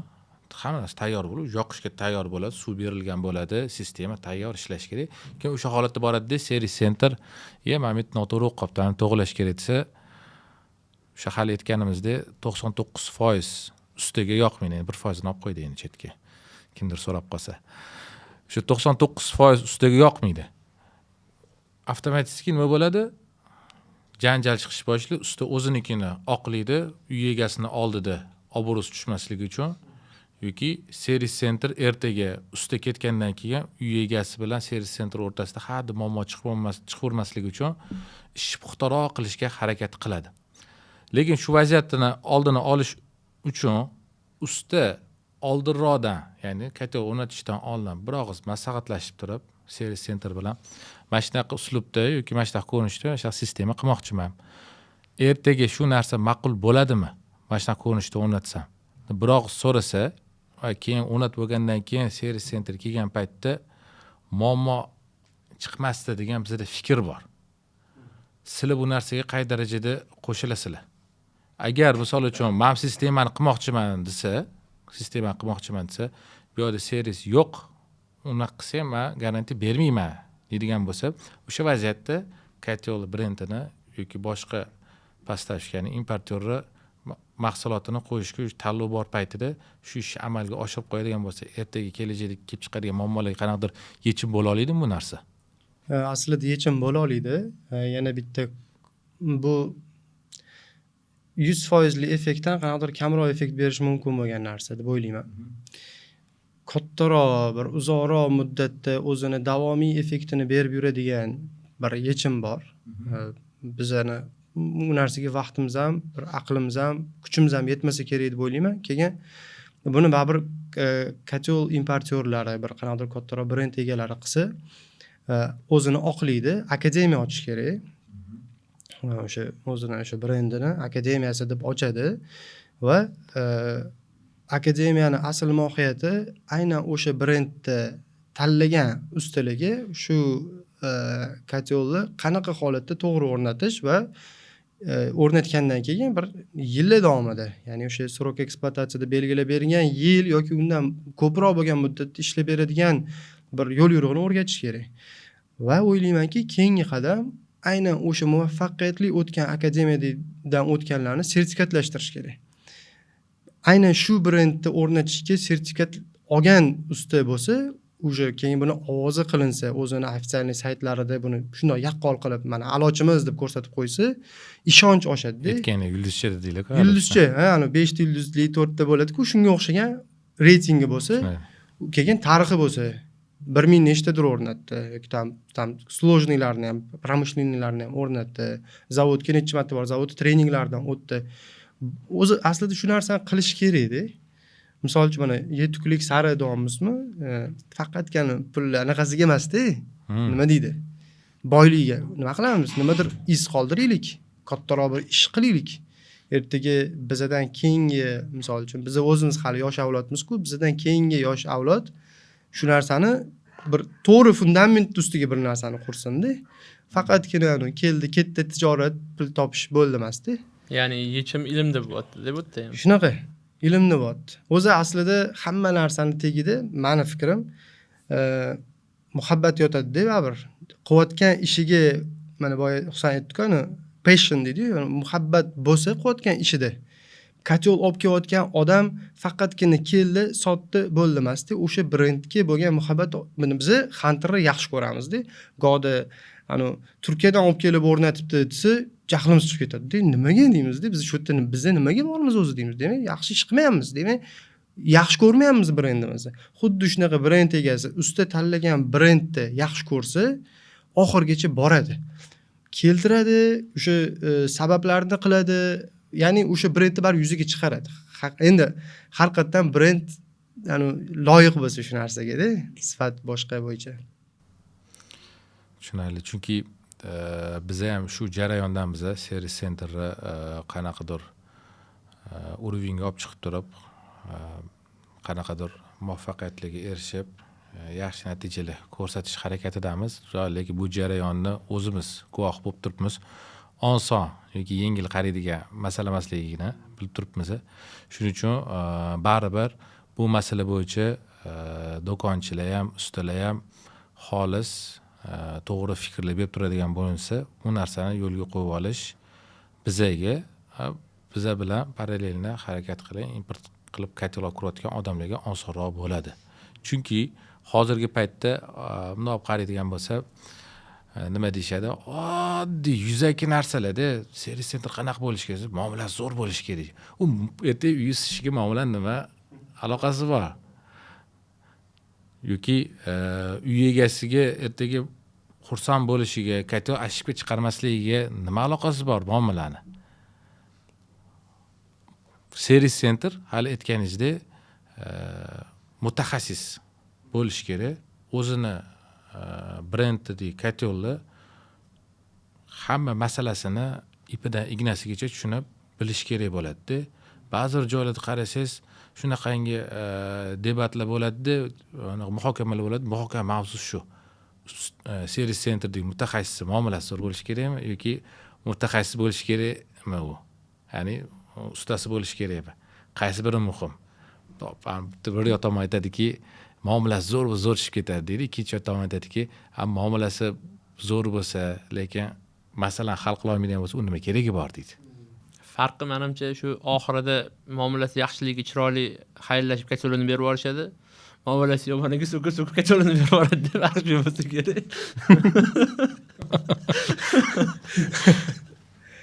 Shu ochig'ini aytganda, ko'pchilik kotyor sotyapti, yaxshi foyda qilyapti deyishadi-yu, lekin aslida bir katta mavzu kotyor sotish hozirgi kunda juda ham qiyin bo'lib qoldi. Endi qolgan pulli masalalari, import qilish jarayonlari haqida gaplashmaymiz. Shu. Bir taklifim bor edi. Qiziq savol bo'lsa kerak ko'pchiligiga. Nima deb o'ylaysizlar, yaqin 5-10 yil ichida kelajakda sohamiz qanaqa bir ko'rinishga keladi? Nimalar o'zgaradi, nimalar qoladi? Ya'ni O'zbekiston hududidami, dunyo? O'zimizni O'zbekiston haqida gaplashtiraylik. O'zbekiston. Bu meni fikrim, bizning sohamiz rivojlanishi, qaysi yo'nalishga ketishimizning asosiy sababi bu resursga bog'lanadi deb o'ylayman. Ya'ni hozir mana kuzatyapmiz, Yevropadagi davlatlarni oladigan bo'lsak, resursga asoslanib, riskga o'zgartirishni o'zligini yo'nalishligini. Ya'ni biz bizning asosiy sohamiz isitish-ku. Ya'ni nima orqali istolmaymiz degan savolni o'rtaga qo'yib turib, shu orqali yo'nalishni belgilasak bo'ladi deb o'ylayman. Chunki mana yaqin kunlarda teplovoy nasos degan narsa kirib keldi. Buni asosiy kirib kelishining asosiy sababi u teplovoy nasosni oldinga surib qilishganiga emas deb o'ylayman. Men shaxsiy fikrim, Yevropada gaz bilan muammo bo'lganini hisobiga Yevropa ya'ni asosiy bizning O'zbekiston hududiga kirib keladigan isitish uskunalari Yevropadan kirib keladi. Ularda muammo bo'lgani uchun ular muammoga yechim qilib variant qilishdi, bizga mahsulot kirib keldi. Ya'ni aytmoqchi bo'lgan narsam, o'sha boshida berilmagan savol berdim, dunyo bo'yicha ham O'zbekiston hududidami? O'zbekiston hududidagi o'sish yoki o'zgarishlar baribir bizni asosiy ishlab chiqaruvchilarga bog'liqmiz. Ya'ni ularda agar gazga nisbatan aytaylik o'sha resursga nisbatan o'zgarishlar bo'lmasa, ya'ni hozir mana shu tempda aytaylik tok bilan isitish temasi bo'ladigan bo'lsa, bo'ldi, bizda yo'nalishimiz оборудованияларimiz o'sha temaga asoslanib rivojlanadi. Bu bergan savolinglar juda ham bir katta radiusni o'z ichiga oladi-da. Bu savolga fikr berganda juda ham ko'p tomonlama fikr bersa bo'ladi. Meni fikrim shuki, 5-10 yildan keyin yoki nechidir yildan keyin biz qayerda bo'lishimizni men taxmin qila olmayman. Lekin biz nima ish qilishimiz kerak bu bo'yicha misol uchun menda taklif, fikrlar bor. Nima desa bo'ladi, bu masala bo'yicha hamma o'zini ishini bilib qilish kerak. Ya'ni shu aytilgan muddatda biza muvaffaqiyatga erishishimiz uchun yoki u muddatdan oldinroqmi, keyinroqmi muvaffaqiyatga erishishimiz uchun biza aslida loyiq bo'lishimiz kerak.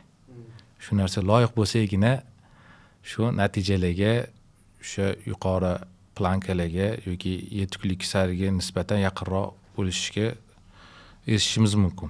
Endi loyiqlik nima bilan bo'ladi desa, loyiqlik albatta shu har bir odam ilmini olsa, o'zi egallab turgan sohasini o'shandagina loyiq bo'linadi va natija o'sha loyiq bo'lgan odamlarga beriladi. Chunki loyiq bo'lmagan odamlarga natija beriladigan bo'lsa, bu adolatsizlik hisoblanadi. Ya'ni bizga natija berganda hadda duo qiladigan bo'lsa yoki qanaqadir natija kutadigan bo'lsa, bu narsa amalga oshmaydi deb hisoblayman. Ya'ni biz loyiq bo'lishimiz kerak va o'sha loyiqlik uchun bilimini olishimiz kerak bo'ladi. Endi har bir odam o'zini o'sha egallab turgan vazifasi bo'ladi-ku, o'zini qo'rg'oni. Ya'ni misol uchun sizlarda sotuvchilik, bizada ham sotuvchilik, kimdir usta. Hozir paytda injenerlarimiz bor, proyektirovщикlar bor, loyiha qilishyapti. Yoki hal etilganini blogerlarmi yoki odamlar tavsiya berayotgan odamlar. Hamma o'zini sohasini to'g'ri o'rganib, niyatini to'g'ri qilib, ya'ni birinchi o'rinda pul topish yoki obro' topish, mana bunaqa yuzaki maqsadlar emas, ya'ni kerakli maqsadlarni qo'yib, oliy maqsadini bilib olib harakatlanish kerak. Hozirgi qolgan maqsadlar bu o'sha oliy maqsadga yetaklaydigan bir omillar xolos. Lekin oliy maqsadimizdan to'g'rilaydigan bo'lsa, o'sha natijaga erishish. Misol uchun hozirgi kunda olib solishtiradigan bo'lsa, O'zbekistondagi atapleniya sohasi yaxshi rivojlanib boryapti. Yomon emas, lekin kelajakda yaxshi harakat qiladigan bo'lsa, Yevropaniki ham yeta olamiz. Yaxshi niyatdamiz. Lekin solishtiradigan bo'lsa, Yevropa ancha oldinda.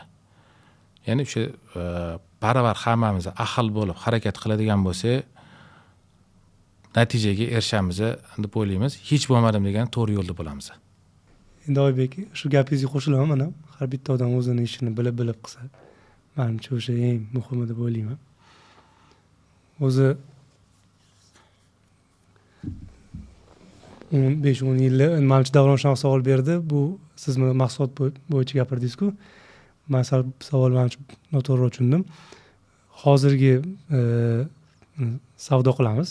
Do'konlarimiz bor, showroomlar bor, skladlar bor, vakillarimiz bor. O'sha ko'rinish qanaqa bo'ladi 5-10 yilda? Shuni men eshitmoqchi edim-da o'zi. Misol uchun mana shu tizim qanaqa bo'ladi? Misol uchun hozir mana siz distributsiya bilan shug'ullanasizlar. Hamkorliklar ko'p, biz ko'proq chakana savdo bilan shug'ullanamiz. Do'konlarimiz bor, skladlarimiz bor. Misol uchun proyektni отделlar bor bo'lyapti. Misol uchun 5-10 yildan keyin qanaqa bo'ladi u? Hamma onlaynga o'tib ketadimi? Menga shu qiziq. Misol uchun sizlarning shu tarafdan fikr kerak. Onlaynga o'tib ketadimi hamma yoki hali bizda bo'ladimi shunaqa showroomlar, skladlar, hali vaqtlimi bizga bunaqa narsalar. Misol uchun Rossiyalarda, davlatlarda hamma onlayn showroom qilib qo'ygan, skladdan olib chiqarib beradi, dark store qilib.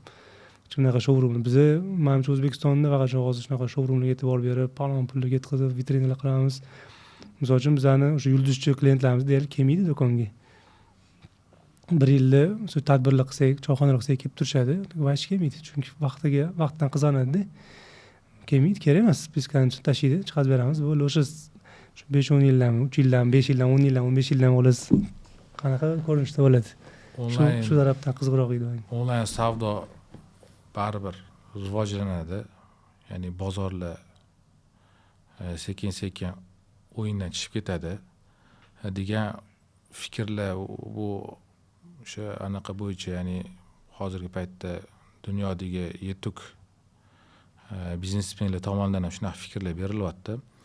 Lekin bir 3-4 yilmi, 5 yilcha oldin onlayn savdoni yo'lga qo'yaman, onlayn marketni yo'lga qo'yaman degan bir odamlar bilan fikr almashgan, shunaqa fikr berishdiki, o'zbek xalqi nima bo'lishidan qat'iy nazar bitta qo'lda ushlab ko'rish kerak.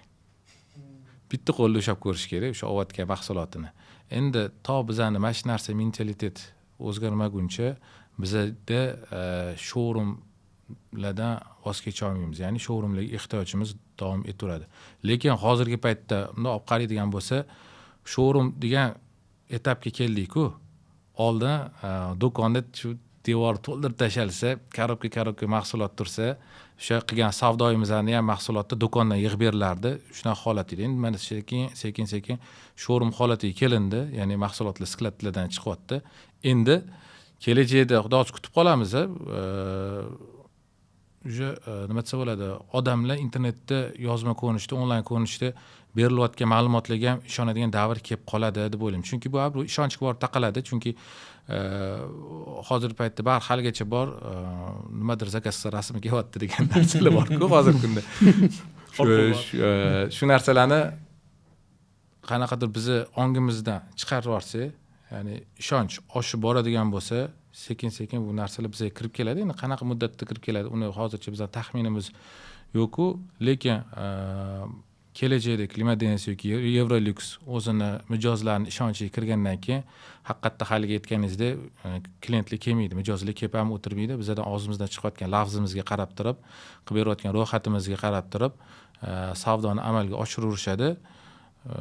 U nimadan dalolatsa qanaqadir natija yoki hurmatga erishilganda o'sha nima desa bo'ladi, u qilib berayotgan uslugalarimiz, qilib berayotgan xizmatlarimizni odamlarga foydasini ko'rsatayotganda natijasida bu dalolat qiladi bu. Shuning uchun kelajakda agar g'oyani to'g'irlab turib mana shu odamlarning ishonchini to'g'ri qozonadigan bo'lsa, endi ishonch albatta baribir to'g'ri niyat bilan, to'g'ri g'oyalar bilan qozoniladi. Shu narsa agar amalga oshira oladigan bo'lsak, shu amalga oshirgan odam shu onlayn savdolarni yo'lga qo'yishi osonroq bo'ladi. Lekin baribir bu narsa qaysidir sohada o'zi kirib keldi bizada. Qaysidir sohada shu kirish arafasida qanaqadir muddatdan keyin bizada ham kirib keladi. Bizadan keyin boshqa birovlarga ham kirib kelishi mumkin. Faqat birinma-ketin kimniki oldin, kimnikidir keyin. Endi bu narsa baribir shu soha egalariga bog'liq. Endi bilsangiz, o'zi hozir yangi termin paydo bo'ldi, agar bilsangiz, pandemiyadan oldin, pandemiyadan keyin degan narsa. Bizda onlayn savdo menimcha pandemiya davrida, ya'ni pandemiyadan keyin juda ham rivojlanib ketdi. Men buni nima deb bilaman? Biz shaxsan o'zim masalan kiyim-kechak bilan boshqa narsa qilasizmi, onlayn zakaz qilishda va qo'rquv bo'ladi, sifati qanaqa bo'lar ekan deb. Meni fikrim, brendlar rivojlansa, ya'ni odamlar faqat nima deydi, pulni arzonroq qilaman, ya'ni 100 so'mlik narsani 70 so'mga bitiraman deydi, 70 so'mga bitiradi, ishi bitmaydi, ya'ni 70 so'm sarflab turib yoki yana 100 so'm sarflab 170 so'mga bitadi.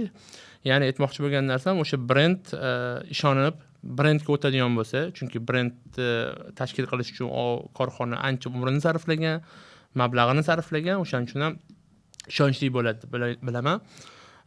Qachonki o'sha aytganimdek qo'rquv yo'qolsa odamlarda, o'sha narsani men ushab ko'rmasam ham, his qilib ko'rmasam ham, zakaz qilsam o'sha sifat keladi deb bilsa, o'shanda onlayn savdo rivojlanishni boshlaydi deb o'ylayman.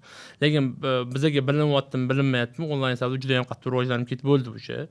Chunki buni oddiy misol Yandexdan ham ko'rsak bo'ladi, yeb-icharmi, kiyim-kechakmi juda ham qattiq rivojlanib ketdi bu narsa.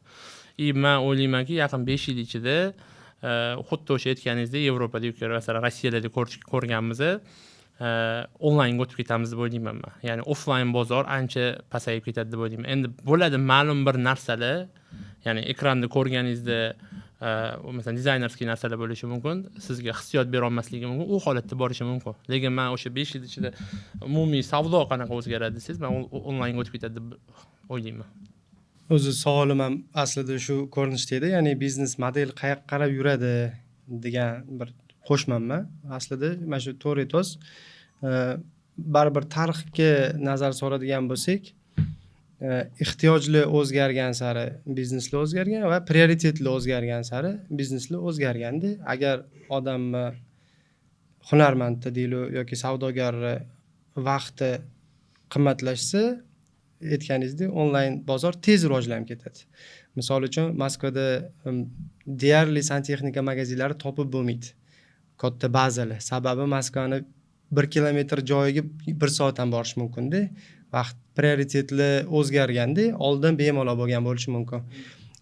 Misol uchun puldan ham burun vaqt hozir ularda prioritetliroq. Xuddi shunaqa ehtiyojlar, mana siz aytasiz-ku, tabiiy resurslarga baribir bog'liqmiz. Ehtiyojlar bizga Yevropada o'zingizlar ko'p e'tibor bergansizlar, mehmonxonaga kirsa juda ham past harorat bo'ladi qishda. Ya'ni ular odatlangan suv kiyimda qishda uyda yoki bir anaqasi, chunki ko'nikkan. Xuddi shunaqa bizda ham agar ertaga resursdan, misol uchun kamchilik bo'ladigan bo'lsa, resursda ehtiyojimiz oshadi-ku, pasaytirib, ya'ni biz moslashamiz shu narsaga. Suv muammosi bor, havo kirligi muammosi bor-da. Ehtiyojlar o'zgaradi, o'sha ehtiyojlarga biz biznes modelimiz ham shunga qarab moslashadi. Mana Husan aytayotdi-ku, ustalar kelmayapti deyapti-ku, biz o'zimizni logistika bilan shug'ullanamiz deb bilamiz hozirgi kunda va kuchli ustalarni savdo mahoratiga beramiz. Chunki ustalar obyektda borib bizani mahsulotni o'sha 80% sotyapti. Bizga o'sha sotilgan ro'yxatda olib kelyapti. Bizning vazifamiz faqatgina o'sha kerakli Evis bilan boshqa brendlar tez yetkazib berishga o'ynayapti-ku. Bora biz ham shu tez yetkazib berishga raqobatlashamiz deb o'ylaymiz-da. Tez va to'g'ri yetkazib berish.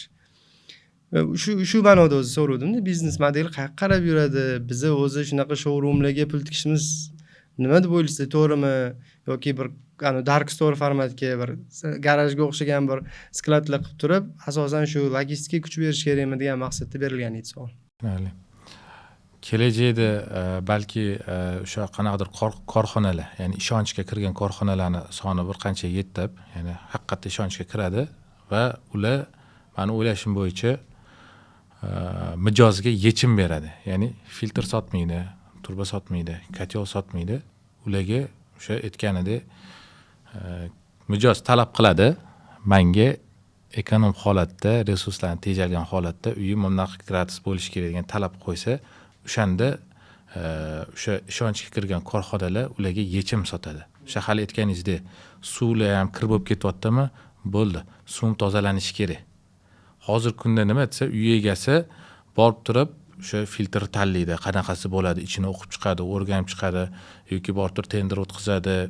Mayda har xil ishlarni amalga oshiriladi-ku, shu narsalar borib agar mana shu yechimni o'zi sotiladigan davr keladigan bo'lsa, haqiqatda aytganingizdek, showroomlar ham sekin-sekin chiqib ketadi. Ya'ni borib nima bo'ladi desa, otsivlar ishlashni boshlaydi, kommentariyalar ishlashni boshlaydi, odamlar fikri, tavsiya shunaqalar katta rol o'ynashni boshlaydi. Bu yoqga deb o'ylaymiz, agar ishonchga kiradigan korxonalar soni ko'payadigan bo'lsa.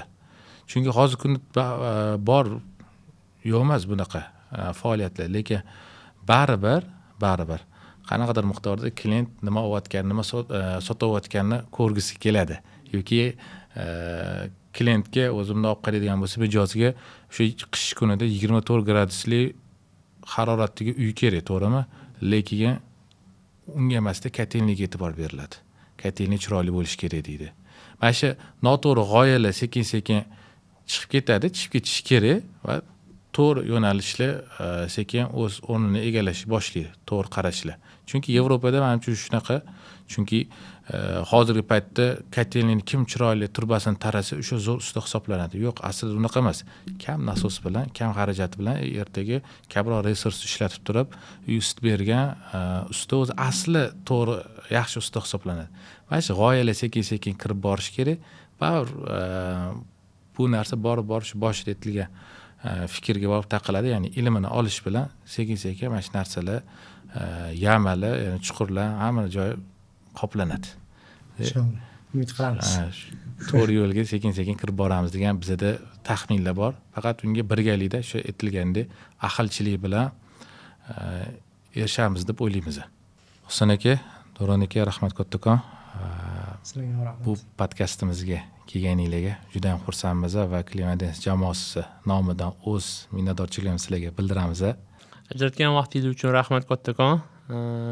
O'ylaymanki bu podkastimiz nafaqat o'zimizga, balki o'sha kuzatuvchilarimizga manfaatli bo'ladi deb o'ylayman. Xudo xolisa bunaqa manfaatli podkastlar ko'proq bo'lishini so'rab qolamiz, ya'ni tilab qolamiz. Xo'p, taklif uchun kattakon rahmat. Manfaatli bo'ldi deb umid qilamiz. Xudo xolasa, rahmat. Biz juda ham mamnun bo'ldik taklif qilganinglar uchun.